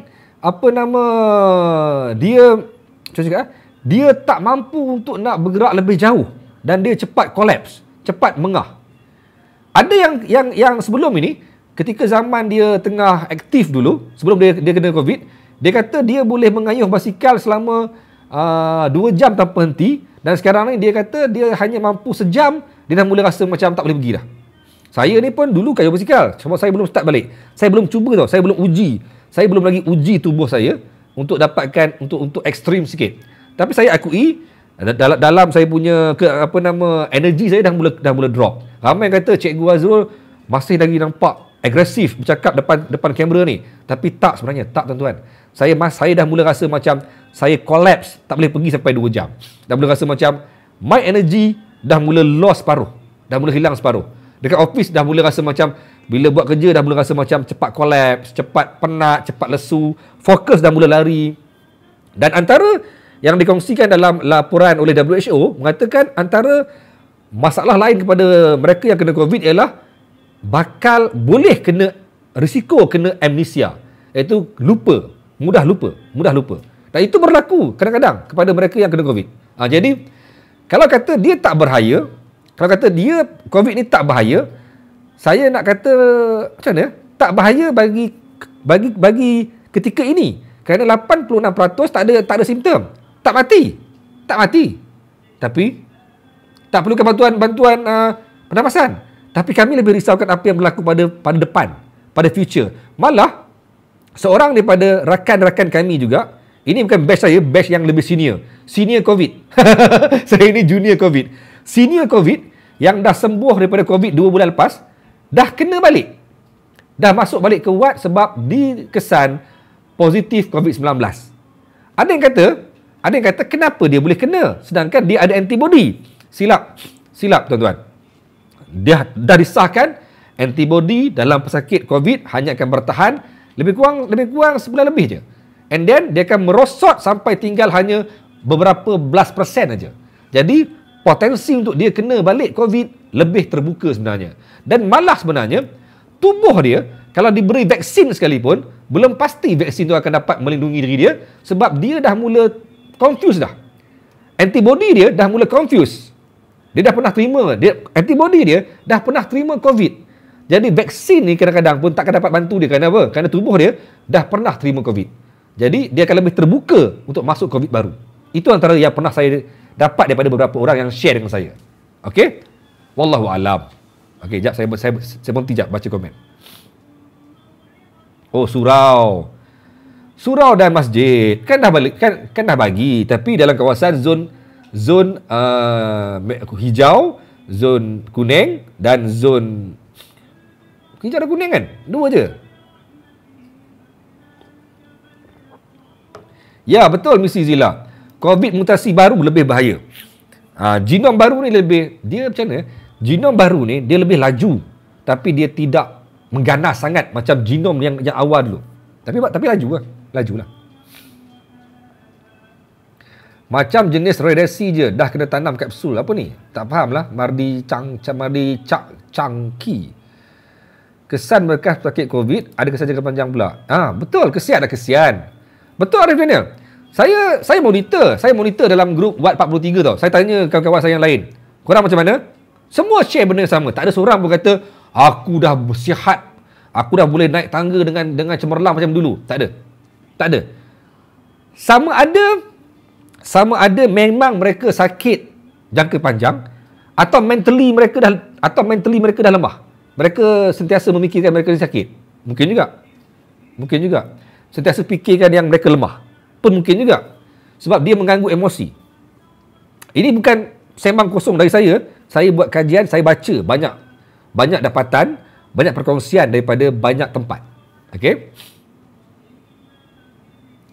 Kesan tu yang bahaya. Kalau 30,000 rakyat Malaysia yang positif, maknanya 30,000 yang akan ada kesan jangka panjang. Betul? Betul Putra Osaka. Ini komen yang bijak. Tak risau dengan sekarang. Kita risau for future. Ini orang panggil memperlahankan. Dia akan memperlahankan, melemahkan daya tahan tubuh. Ini baru bijak ni.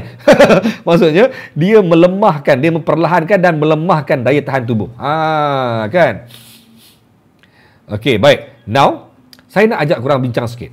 Apa korang nampak lagi pasal tadi saya sebut apa? PKPB akan menyebabkan lebih banyak kes baru akan muncul. Tapi tuan-tuan, satu benda yang korang kena fikirkan ialah PKPB menyebabkan semua sekolah tutup. Semua sekolah seluruh Malaysia tutup kecuali sekolah di Pahang, Perlis dan Kelantan. Sebab diorang tu bukan PKPB. Dan the issue is now, sekolah tutup. Korang rasa, yelah berapa minggu lagi sekolah nak buka pun kan? Sebab ujung bulan 12 dah yang cuti dah pun. Betul. Elok-elok habis PKPB 7-6 bulan Disember, ada lebih kurang dalam 2 minggu je sebelum sekolah cuti. Betul? Kan? Jadi sebenarnya apa korang expect tentang pembelajaran anak-anak di rumah? Semalam kita dah bincang pun, dah bincang 2 hari lepas pasal akses internet, akses gadget, akses komputer, akses telefon bimbit memang tak semua orang ada.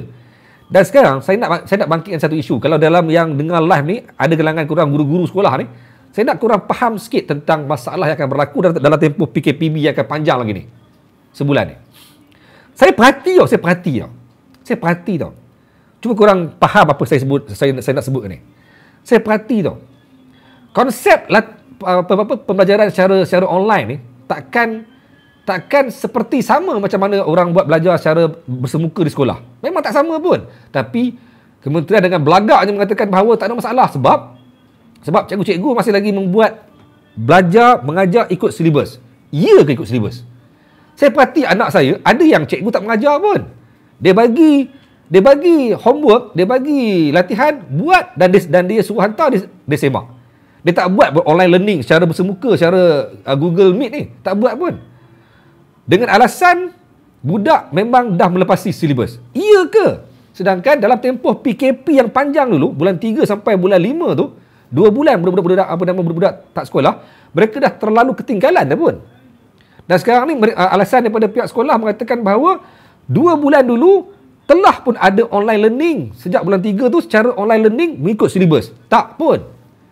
Banyak lagi budak-budak yang memang tak dapat tangkap pun apa yang diajar oleh guru dia. Malah mereka tak diajar pun topik tu. Tapi mereka disuruh buat latihan. Dengan alasan, dengan keyakinan parent di rumah juga work from home boleh ajar anak dia. Sedangkan mak dia mungkin buta huruf pun. Mungkin mak dia ni matematik pun kira macam 1+3, 1+3, 4. Macam tu. Tiba-tiba anak dia tanya pasal algebra.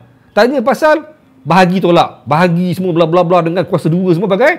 Mak dia pun kira 1+3, 4. Pakai jari. Nak mencorak pun susah. So saya nampak benda ni memang akan menambahkan lagi masalah. Tuan-tuan, satu lagi. Sebelum ini, pada ketika PKP yang pertama dulu, banyak pihak termasuk saya sendiri jadi prihatin. Jadi simpati. Sebut pasal taska. Korang kata kesian taska. Taska tak buka, jadi mereka tak boleh buat operasi. Mereka akan hilang wang pendapatan mereka. Kita kesian. Simpati. Berapa ramai parent yang okeylah, kita bayar juga walaupun tak hantar anak ke taska. Kita still bayar. Bayar yuran. Sebab apa? Sebab kita kesian, takut mereka collapse. Tapi, sekarang ni selepas 7-8 bulan COVID melanda Malaysia, simpati pada orang dah makin tipis. Kerana simpati pada diri sendiri lebih membesar sekarang. Jadi, masalahnya sekarang ni, saya punya argument ialah, kalau taska berkehendak, taska mengharapkan parent terus membayar yuran kepada taska setiap bulan, sepatutnya taska, tuan-tuan, anak saya berapa kali dah pergi taska, pergi 2-3 minggu tak boleh pergi seminggu 2 tak boleh pergi dah, tapi yuran kena bayar. So sepatutnya taska juga kena ada alternatif untuk dapatkan duit halal lah. Maksudnya dia kena buat juga apa kaedah untuk bagi juga pelajaran kepada budak yang dia nak dapatkan yuran tu. Tapi berapa banyak taska tak buat apa-apa kelas online ke apa ke atau bagi latihan ke, tak ada, tapi minta kepada parent untuk tolonglah kami nak survive. Tapi saya percaya dalam tempoh COVID ketika ini menjelang dah sampai 8 bulan ni, orang dah mula tak kesian pada orang lain. Orang dah mula kesian pada diri sendiri. Yes, taska tadika pun buatlah online learning. Betul. Nazwani, kena buatlah. Nak dapat income dengan halal, dengan berkat. Kena buat something lah. Jangan tunggu orang bagi. Orang bagi tapi orang tak redha untuk bagi. Tapi dulu mungkin saya redha. Saya mungkin rasa macam, okeylah, aku simpati. Tapi now bukan lagi masa aku simpati dengan orang. Aku kena lebih simpati pada diri sendiri sekarang ni. Dan sekarang ni semua orang sama sekarang ni. Semua orang dah mula simpati pada diri sendiri. Contohnya macam tadi saya sebut pasal kereta saya. Kan, kereta saya dulu saya boleh lagi nak bertolak ansur, tak apalah, lambat-lambat sikit tak apa. Sekarang tak boleh. Sebab Engkau lambat, aku problem. Dulu boleh lagi nak lebih kurang. No, tak boleh dah. Tak boleh. Sekarang semua orang dah mula rasa macam aku terkesan. Aku B40 ke, aku M40 ke, aku T20 ke, aku terkesan. Semua orang mengharapkan diri sendiri lebih survive. So apa saja sekalipun mereka dah mula rasa dah mula berkira-kira. Dah mula berkira-kira untuk nak bayar itu bayar ini. Yes, guru tuition pun pening. Betul. Mana dia? Guru tuition pun pening. Bukan guru tuition je pening, Zefri. Sekarang ni semua orang pening. Kalau korang kata simpatilah pada peniaga. Aku simpati dengan peniaga, tapi aku kena simpati pada diri aku juga. Nampak tak? Sekarang ni orang dah mula macam dah mula kedekut. Dah mula berkira-kira dah. Saya sendiri pun mula-mula tak yakin nak jual buku ni. Nak jual buku ni. Saya rasa macam boleh jual ke ni? Ada orang nak beli ke?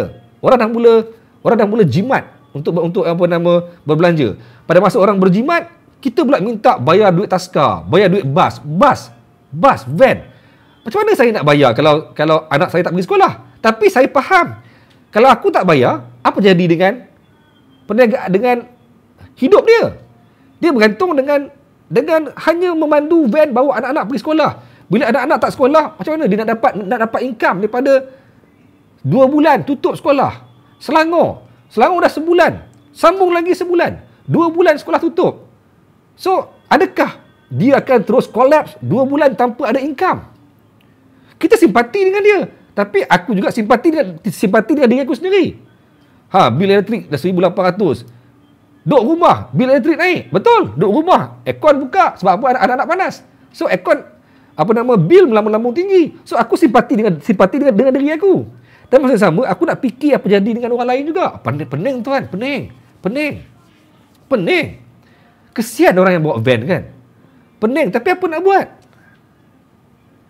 Nampak hari tu dah bayar Hazri, dah bayar van sekolah, full juga kena. Ni baru bayar kena pula PKP lagi. Naya kita bosku. Betul Hazri, naya kita. Tapi naya juga dia. Dia pun tak minta sekolah tutup. Yang driver van ni dia pun rasa macam alamak, korang rasa macam mana? Kalau saya ni bekerja umum PKP, saya boleh dia umumkan PKPB, sekolah tutup, saya tak ada masalah pun. Aku kerja lagi. Aku okey. Tapi tahu tak yang bawa van ni umum PKPB je, dia umum saja PKPB sekolah tutup, dia orang akan jadi macam collapse. Percayalah, dia orang akan collapse. Silap bulan balik rumah dia bergaduh lagi bini. Sebab apa? Sebab stres. That's why dia orang kata tempoh COVID ni berapa ramai orang yang stres, yang bercerai-berai pun ramai. Sebab apa? Sebab tak boleh nak manage dia punya stres. Percayalah, dia orang yang bawa van ni, yang bawa bas ni akan jadi collapse. Akan jadi macam Allah. Tapi aku nak bagi, aku pun tak rasa macam kenapa aku nak bayar? Nampak tak? So, dalam tempoh ni simpati tu dah makin kurang. Sebab kita rasa macam kita juga perlukan bantuan pada diri kita. Pening tuan-tuan. Pening.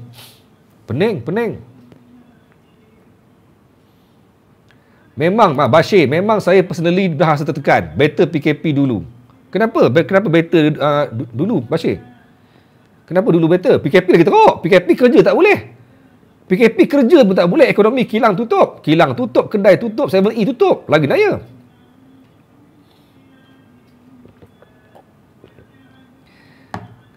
Abelong perang, kami melakukan 10K one off KBSP. Saya setuju dengan one off tu. Dia kata banyak tuan-tuan, banyak bantuan untuk mereka yang terkesan. Saya bincang semalam, saya bawa kawan-kawan saya duduk sekali. Mari kita bincang. Engkau terkesan tak?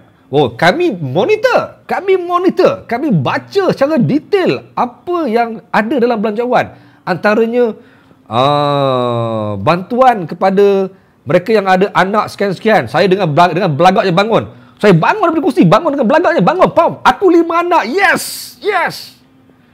So apa kalau 5 anak bantuan sampai 1,000 lebih kot. Saya bangun, yes. Aku 5 anak. Dia orang kata, bang, abang 5 anak, gaji apa bang gaji? Pam. Campur gaji bini. Bukan gaji aku je, campur gaji bini sebab dia kira apa nama isi rumah. Campur tak layak. So cari balik apa yang aku layak ni. Dapatlah potongan cukai pendapatan satu mata peratus.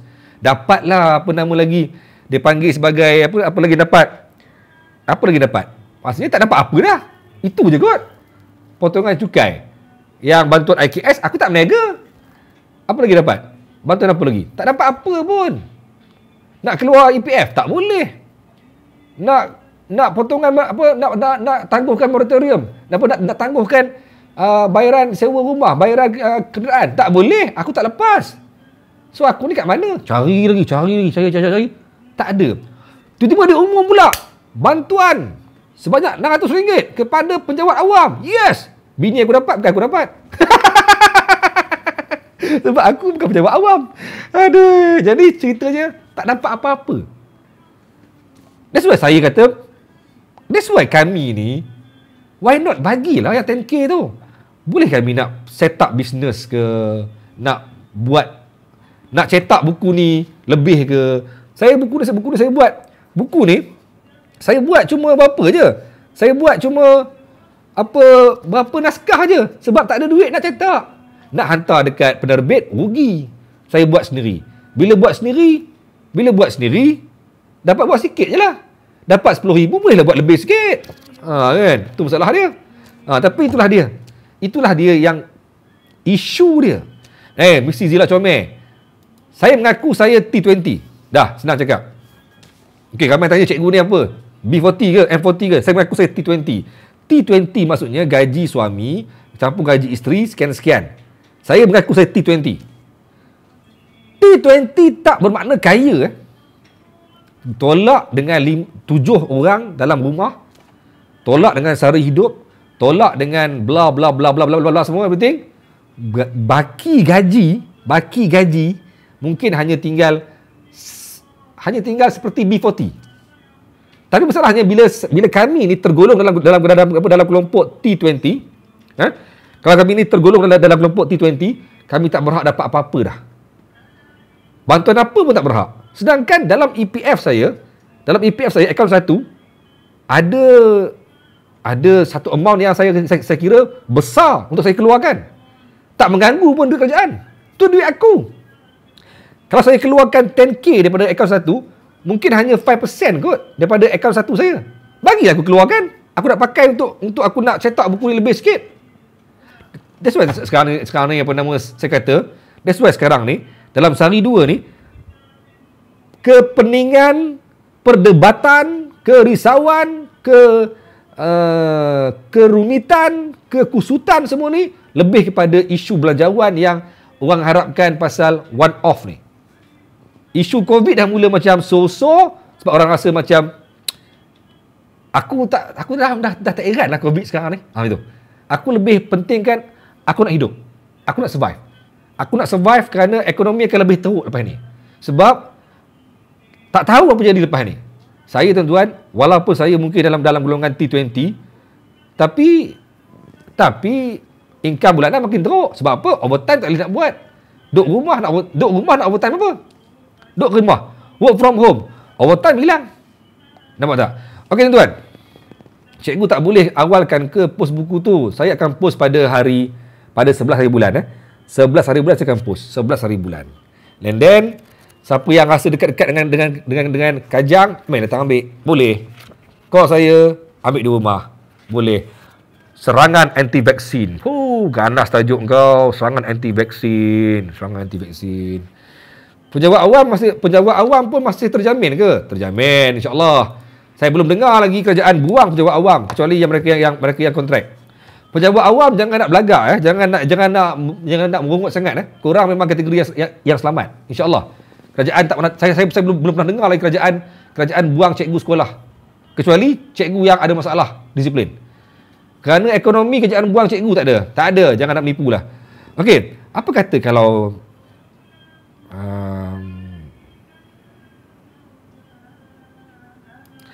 gaji dah besar, tambah gaji bini memang tak layak. Apa nak cerita lagi? Bagilah mana yang layak. Faham kau? Kak Jamie, itulah masalahnya kepada kefahaman kita pasal siapa yang layak. Saya tak petikai mereka yang layak. Kak Jamie, saya tak petikai siapa yang layak. Saya tak petikai pun duit KBSP tu diberi pada mereka yang layak. Tak ada masalah, bagi. Tapi itu bukan duit kerajaan. Itu duit saya. Kalau bagi kat saya pun, daripada akaun saya, apa masalahnya?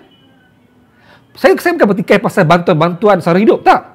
Saya setuju saya tak layak dapat bantuan sara hidup. Saya setuju.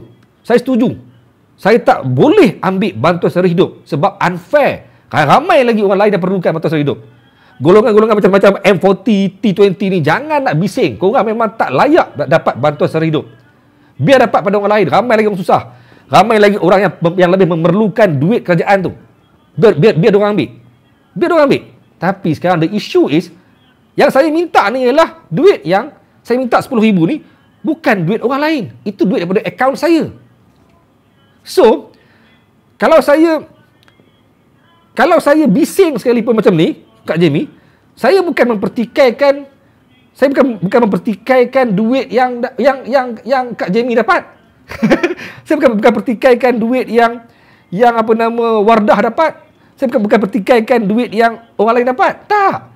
Jangan salah faham saya punya point. Saya bukan pertikai pasal siapa yang dapat, B40 dapat ke tak.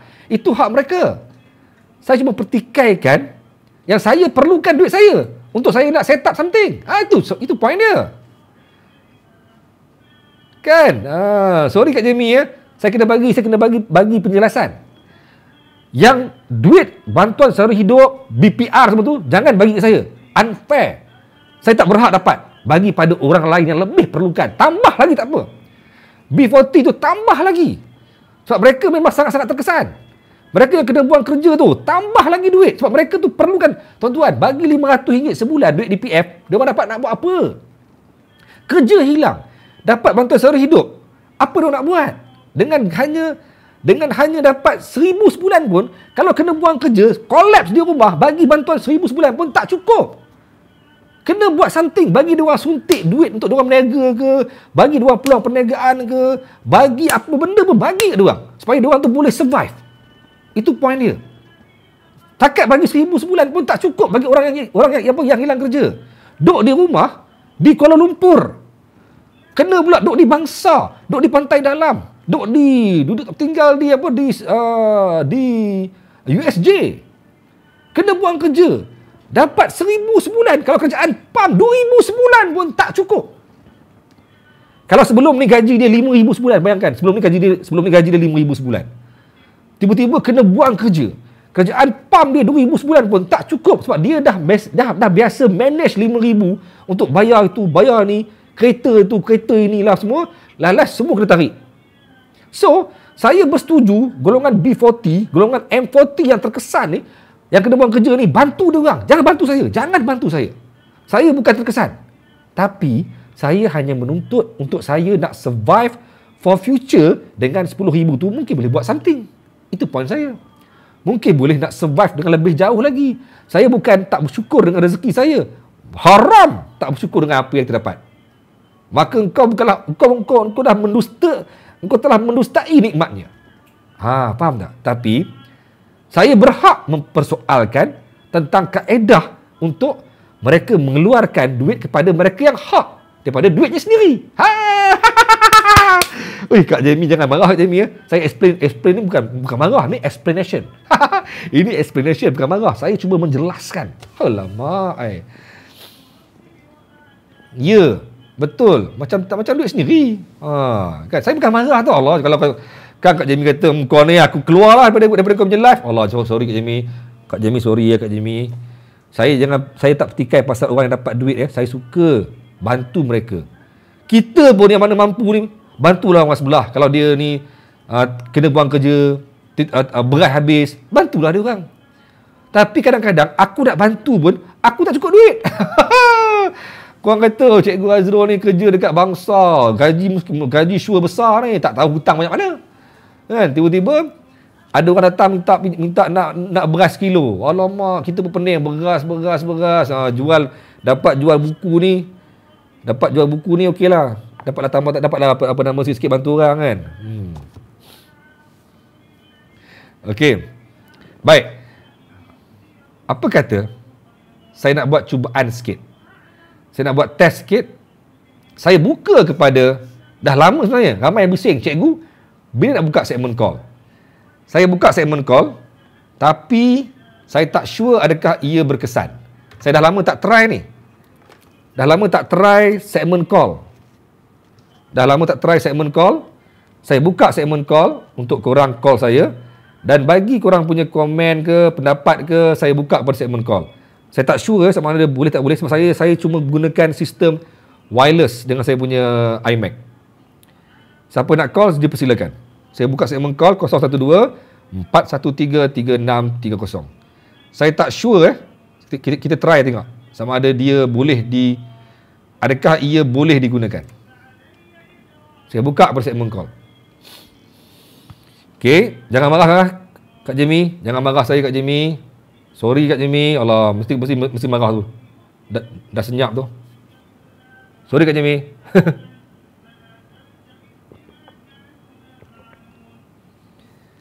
Saya cuba Saya tak sure lagi benda ni okey tak okey. Saya cuma gunakan wireless system ni. Kalau dia dapat, okey lah. Dapat diteruskan.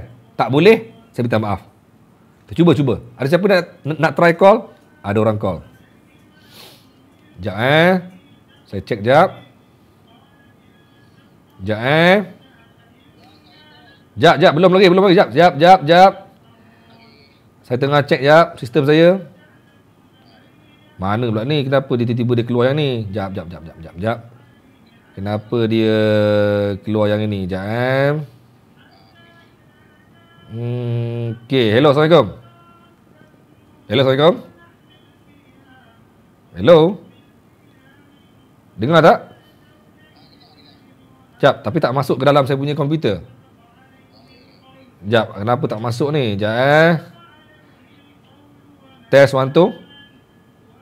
Hello. Oh, tak boleh lah. Kenapa Sekejap. Hello, Assalamualaikum. Assalamualaikum warahmatullahi wabarakatuh. Okay, dengar Saya dengar lah. Saya dengar. Yang lain dengar. Sekejap, korang dengar tak?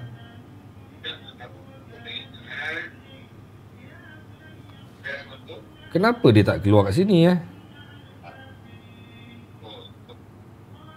Hello. Saya call balik, boleh? Sekejap. 905.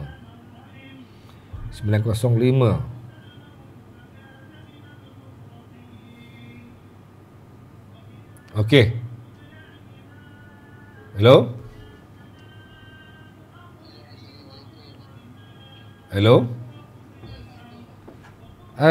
Dia tak boleh juga ni. Dia tak masuk sini Sistem problem. Sekejap. Saya tak dapat lah, dia tak masuk ke dalam saya punya komputer.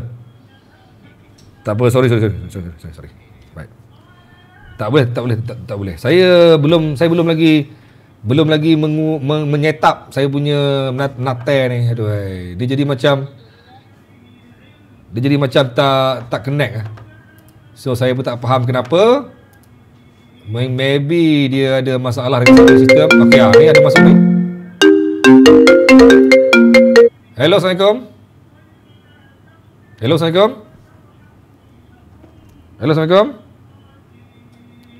Masuk, tapi bila cakap tak dengar apa. Tak tahu kenapa. Saya minta maaf lah kepada mereka yang sedang mencuba. Try lagi tengok. Masuk ni. Hello, Assalamualaikum. Accept je dia putus. Call using iPhone fail. System problem lah ni.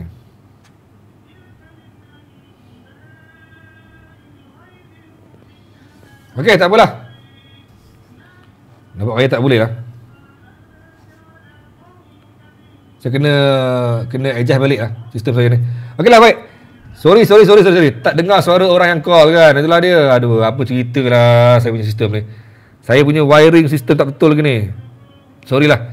Okey, baik. Saya minta maaf. So jangan call saya dah.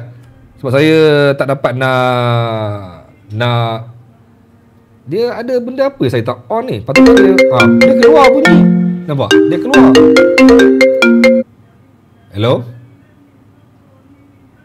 Hello? Cannot.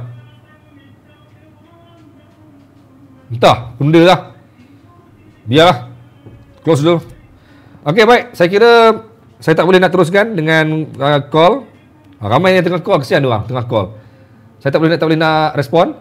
Cuma tuan-tuan, VC bangga kau. Okey, tutup Bluetooth.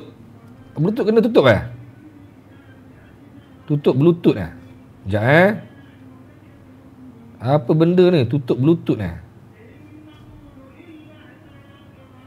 Okey, cuba try tengok. Saya dah tutup Bluetooth. Dah tutup Bluetooth. Kalau saya call balik, try tengok. Oh, kacau macam ni. Pakai Android mesti boleh tak boleh. Hello, Assalamualaikum. Saya dengar. Dengar. Okey. Baru dengar siapa ni? Okey, saya dengar. Okey, Cikgu Azrul. Saya Puan Azia. Siapa dari Kota Terengganu. Okey? Siapa ni? Saya dengar. Saya bercakap sekarang. Okey, siapa ni? Okey. Saya Puan Azia dari Kuala Terengganu. Pernah cakap hari tu sekali pasal PKP yang first time dulu dengan cikgu. Okey, masalah saya sekarang, saya nak tanyalah, tak fair betul lah keadaan sekarang ni. Okey? Kenapa? Okey, dekat, hello, dengar? Dengar. Very clear. Okey, gini ceritanya. Apa tu di Terengganu, yang jadi kes dia bertombak rasa umum. Kenapa mesti terlibat PKP di satu negeri? Kan tak fair. Di Kuala Nerus, saya di Kuala Nerus. Tak ada kes baru, tak ada apa masalah. Di dulu Terengganu kawasan suci, bersih, tak ada kes COVID. Kenapa mesti kerajaan declare satu negeri mesti PKPB, sedangkan kawasan terlibat ni rasau dengung saja. Kan tak ada tu. Kesian budak-budak nak pergi sekolah, kesian orang nak pergi kerja. Kan? Ya, tapi okey, kalau saya komen sikit boleh tak? Nanti saya punya opinion, saya lebih lihat pada kerajaan cuba nak tutup aktiviti orang ramai, nak bendung pergerakan orang ramai sempena musim perayaan Deepavali, betul tak? Dan saya yakin lepas pada Deepavali habis nanti 9 November, nanti 9 Disember 6 Disember dia akan continue lagi PKPB ni, sebab nanti akan ada Christmas, akan ada perayaan lebih besar, akan ada cuti sekolah masa tu, betul tak? Logik. Cuti berganda, akan ada cuti berganda masa tu. Alamak, kita dah plan nak buat majlis, macam mana? Tak adalah. Sangat tidak adil. Macam juga kejadian pada KBBSP itu. Tak patut sangat-sangat. Ada tak saya setuju dengan pendapat sepatutnya kawasan yang hijau kenapa nak buat PBB kan. Okey, tapi kawasan hijau tak payah declare. Kawasan kuning merah tu pergilah nak declare 10 kali pun tak apa. Kita tak pergi mana-mana pun, kita pergi sekolah, kita balik rumah, kita pergi sekolah, kita balik rumah. Kesian budak nak periksa, kesian mak. Kita semua budak nak ambil SPM kau. Ya, betul. Cikgu ke ni? Ini saya cikgu. Saya cikgu. Yalah, sebab saya ada juga sembang dengan macam cikgu kata tadi, budak belajar online tak sama dengan budak belajar face to face. Tak sama. Memang hancur lah. Tapi saya tabik lah dengan cikgu ni, sebab cikgu seorang yang nak pergi sekolah kan. Ada juga cikgu-cikgu yang memang suka duduk rumah kan. Okay. Ada yang suka, ada yang suka. Kalau dia nak duduk rumah tu memang dia tak cerdik lah kalau dia cikgu. Betul. Ada yang suka. Kalau cikgu dia memang tak cerdik lah kalau dia nak duduk rumah. Sebab di sekolah banyak benda yang kena buat. Banyak benda yang kena. Cikgu kerja dia di sekolah bukan di rumah. Ya, betul tak? Betul. Apa hal ni nak baca kerja di rumah? Tak payah. Kita tak kata dia nak makan gaji buta. Dia masih boleh kerja online. Tapi tak sama. Ya. Alah, kesian lah budak nak buat SPM. Kesian lah budak. Di sekolah kita perlu buat kerja yang perlu berdepan dengan kawan-kawan semua. Saya rasa jam betul lah bila dengar ada PKPB di seluruh negeri Terengganu. Memang tak fair, betul lah. Tapi Puan, tapi cikgu setuju tak yang walaupun kerajaan umumkan pasal PKPB, orang macam tak berapa nak terasa sangat pun sebenarnya ini pendapat saya lah. Ini pendapat saya. Sebenarnya PKPB ni hanya merubah kepada beberapa sistem. Okey. Contohnya antaranya menyebabkan sekolah tak boleh buka. Tapi ramai orang yang sebenarnya tak rasa apa pun. Sebenarnya sebab sektor pekerjaan masih dibuka. Orang masih lagi ke sana sini, pergi kedai, pergi sana sini, kedai semua buka. Saya tak rasa macam ada satu perbezaan besar pun terhadap pergerakan orang ramai. Cuma tak boleh merentas negeri, tak boleh pergi ke daerah lain, negeri lain, tak boleh. Tapi aktiviti harian masih lagi berjalan macam biasa. Cuma macam geng-geng yang you all ni, yang mana cikgu-cikgu sekolah ni, memang terasa sebab sebelum ni pergi sekolah, tiba-tiba sekarang ni kena stop, tak boleh mengajar. Jadi saya faham kenapa guru-guru dia rasa. Tapi macam saya, macam ramai orang lain, masih lagi saya tak rasa beza. Saya di Selangor dah sebulan PKPB ni, saya tak rasa beza pun. Saya boleh keluar pergi, saya boleh keluar sekolah, keluar pergi kerja, saya boleh pergi sana sini. Sekolah masih belum stop kan? Sekolah dah stop. Sekolah dah stop. Selangor dah stop. Okay. Selangor mungkin sekolah dah stop. Yes. Budak-budak nak ambil SPM, cikgu tak fikir macam mana. Budak ambil SPM. Saya pula ajar SPM kan tetap dah confirm bulan Januari nanti tahun depan kan. Yes. Macam mana dia orang nak periksa, dah terberhenti. Dia belajar online tapi tak sama. Admit apa agama si budak. Betul, setuju. Cuma saya bukan nak argue dengan cikgu. Cuma saya nak bagi tahu yang sebenarnya saya tak rasa beza pun. Tapi macam cikgu mungkin rasa, sebab cikgu sebelum ni pergi sekolah, tapi sekarang ni cikgu dah mula tak boleh pergi sekolah. Jadi macam cikgu terasa. Saya rasa ramai orang pun rasa, Cik Azrul. Ramai orang rasa. Certain people saja yang tak rasa, cikgu. Certain people saja. Sebenarnya orang dah immune. Sebenarnya immune dengan PKPB yang dah rasa. Tak, cikgu. Ini anggaplah ini satu ayat ayat berkias saya. Sebenarnya memang PKPB tujuan dia untuk menyekat ataupun untuk mengurangkan risiko jangkitan COVID-19 musim raya. Ya dan tidak. Okey, iya maksudnya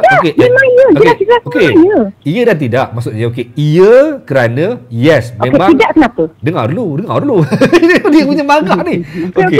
Yang iya tu iya kerana sebab memang sebelum ni raya puasa, raya haji, memang dia orang buat PKP untuk menghalang orang, menambahkan kes untuk menghalang orang pergi beraya. Betul, setuju. Sebelum ni dalam raya haji sampai saya pun tak tahu apa raya itu takut. Yes.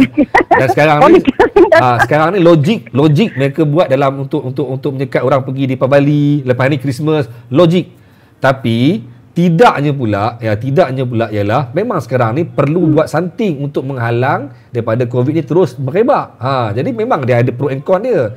Cuma saya bersetuju dengan puan, takkan sampai semua negeri kena buat PKPB. Sedangkan ada negeri yang sebenarnya kes, contoh di Kedah lah, jangan sebut pasal Terengganu. Contoh di Kedah lah. Di Kedah sendiri, kes yang ada di Kedah sebenarnya lebih melibatkan kluster-kluster sedia ada. Dia tak sampai ke new cluster macam di Kubang Pasu, macam di Kulim, macam di macam di Pokok Sena, tak sampai ke sana pun. Tapi sekarang PKPB seluruh Kedah. Sedangkan Kedah punya kes lebih pada dalam kluster-kluster sedia ada. So saya setuju dengan cikgu, maksudnya kenapa sampai semua tempat kena buat PKPB?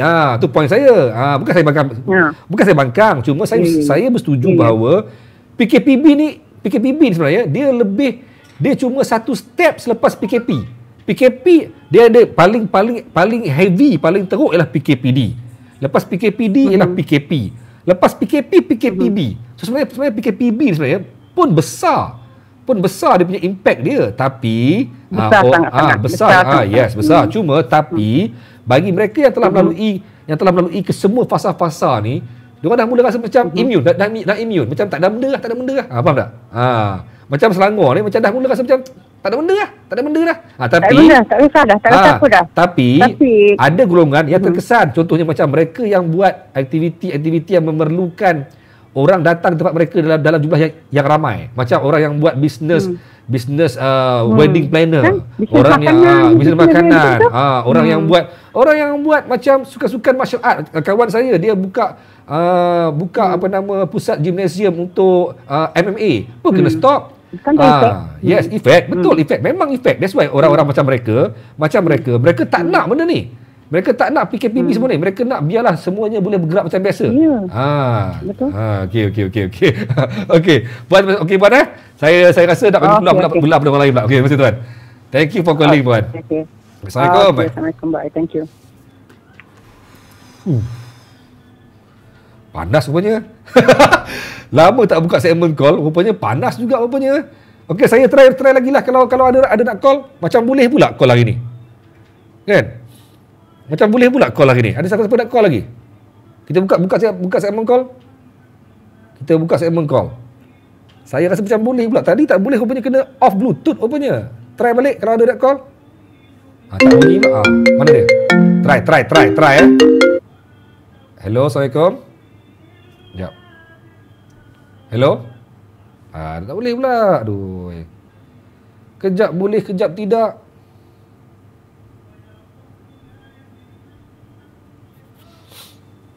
Kejap boleh, kejap tidak. Entahlah. Tapi panas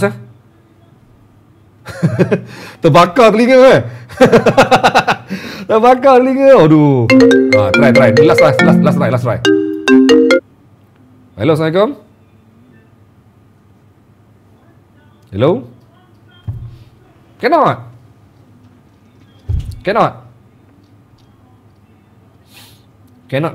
go. Hello, Assalamualaikum. Okey dah. Saya stop untuk segmen call. Baik, sebelum saya tutup saya punya live, tuan-tuan. Sorry bagi mereka yang tengah try lagi call, saya tutup. Okey, sebelum saya tamatkan saya punya live malam ni, tuan-tuan. Siapa yang ada dalam ni? Siapa yang ada? Tuan Afarul ke sesiapa ke? Yang ada dalam ni, saya minta tolong jap. Tolong ambil pen jap. Ambil pen. Saya nak buat putaran. Saya nak buat putaran. Ni dia. Saya nak buat putaran. Tengok ni. Saya nak buat putaran. Mana dia? Ni saya nak putar ni. Dalam ni tuan, dalam ni ada 300 lebih nama. 300 lebih nama mereka yang buat pre-order. Buku ni. Ada 300 lebih nama yang saya nak putar, nak pilih 5 orang untuk menang lucky draw. Yang saya janjikan sebelum ni. 5 orang saya nak bagi lucky draw untuk hari ni. Jadi minta tolong Oja ke Tuan Afarul ke, tolong tulis nama-nama ni. Saya nak type tak sempat. Okey, jom tengok siapa yang menang lucky draw untuk pembeli pre-order buku saya. Buku ni. Baik Kita ambil nama yang pertama. Nama yang pertama siapakah yang menang? Yang pertama hadiah pertama ialah ada 3 orang. Saya akan bagi yang pertama t-shirt pencerita. 3 orang akan dapat t-shirt pencerita. Yang pertama dimenangi oleh siapa? Dia putar. Yang pertama dimenangi oleh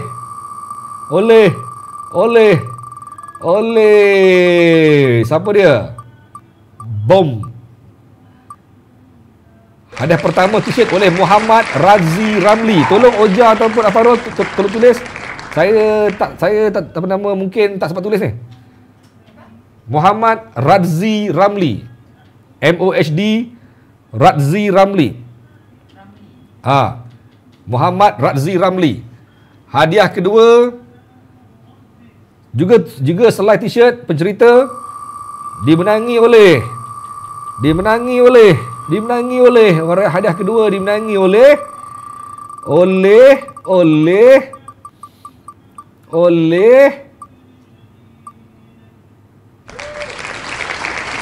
Syafida Cik Seman. Syafida SYAFIDA. Syafida Cik Seman. Hadiah kedua juga t-shirt pencerita Syafida Cik Seman. Dan hadiah ketiga juga t-shirt.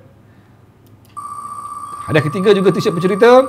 Hadiah ketiga dimenangi oleh juga t-shirt pencerita Hadiah ketiga dimenangi oleh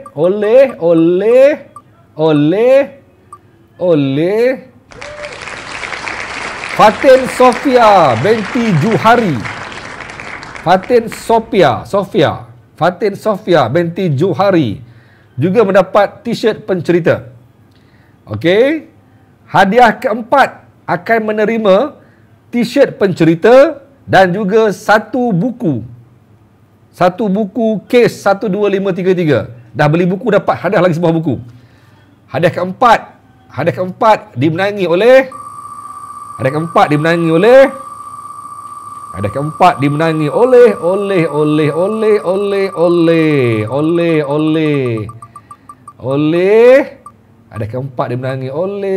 siapa dia? Pam. Sharifah Aini.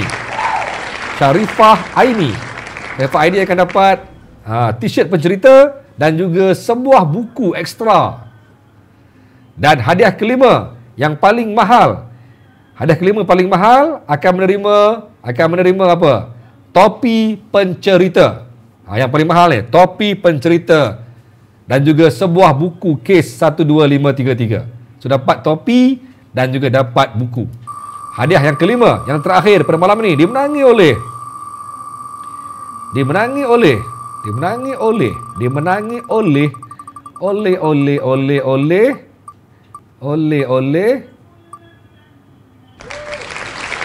Simpo.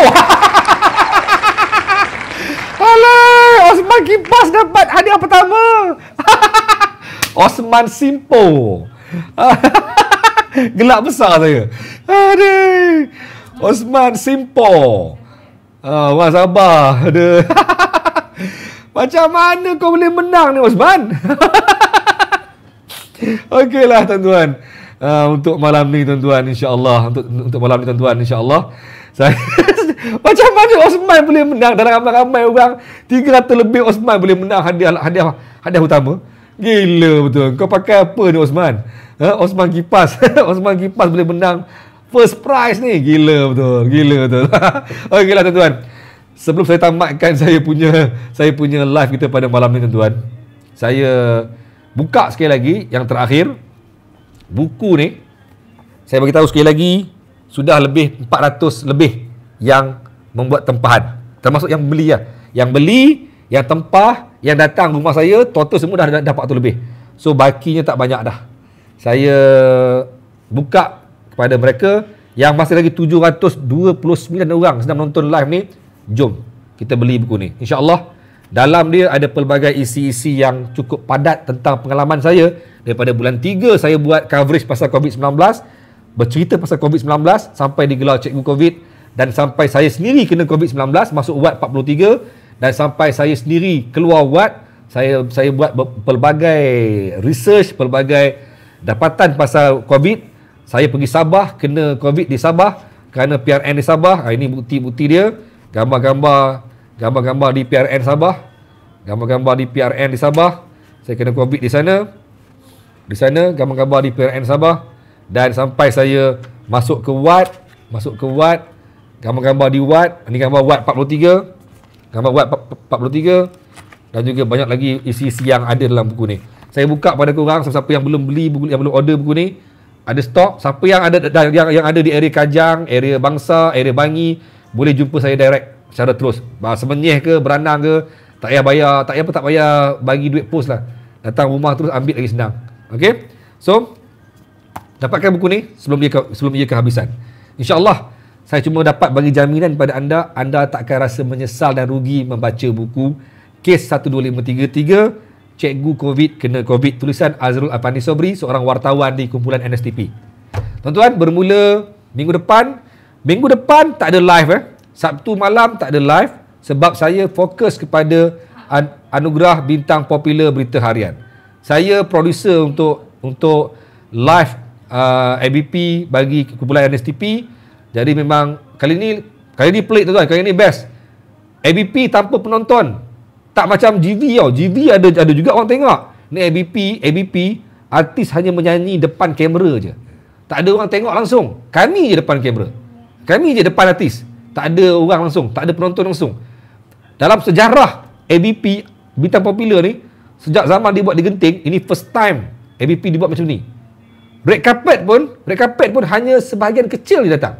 Tak ramai artis. Kita buat memang sangat-sangat ikut SOP kali ni. Jadi saya sibuk dengan ABP. Lepas tu saya akan sibuk pula dengan persiapan saya untuk nak buat live dekat Harian Metro. Minggu depan akan ada sekali live, tapi tak tahu hari apa. Sekali je, tak sure hari apa. Mungkin bukan Sabtu, mungkin Ahad, tak sure. Tapi sekali je live minggu depan. Saya nak kena prepare mentally saya kena prepare team saya untuk nak cover ABP. So kita jumpa minggu depan. Hari tak tahu, tunggu je saya punya announcement. Siapa nak tahu, masuk dalam grup. Siapa yang belum masuk, join grup Telegram dari Wartawan. Okay, thank you pada mereka yang share live saya pada hari ini. Dan bagi mereka yang belum beli buku, saya sekali lagi last call. Bukan pre-order, dah no more pre-order. Sekarang bukan lagi pre-order. Pre-order dah tutup. Dah no more pre-order. Sekarang yang ada, boleh beli direct. Buku dah ada. Dah keluar pun bukunya. Dekat sebelah saya ni ada tinggi ada punya buku-buku ni yang akan dipost kepada mereka yang dah membuat tempahan.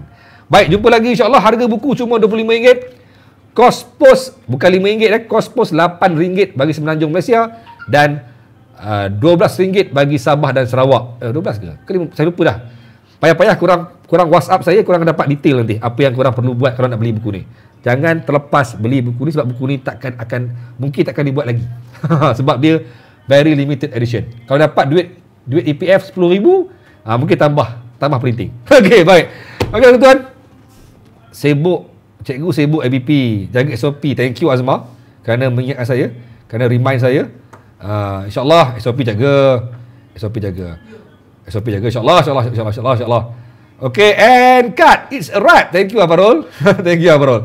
Baik, Assalamualaikum dan jumpa lagi. Bye-bye semua. Salam ukhuwah, salam Islamiah, salam pencerita.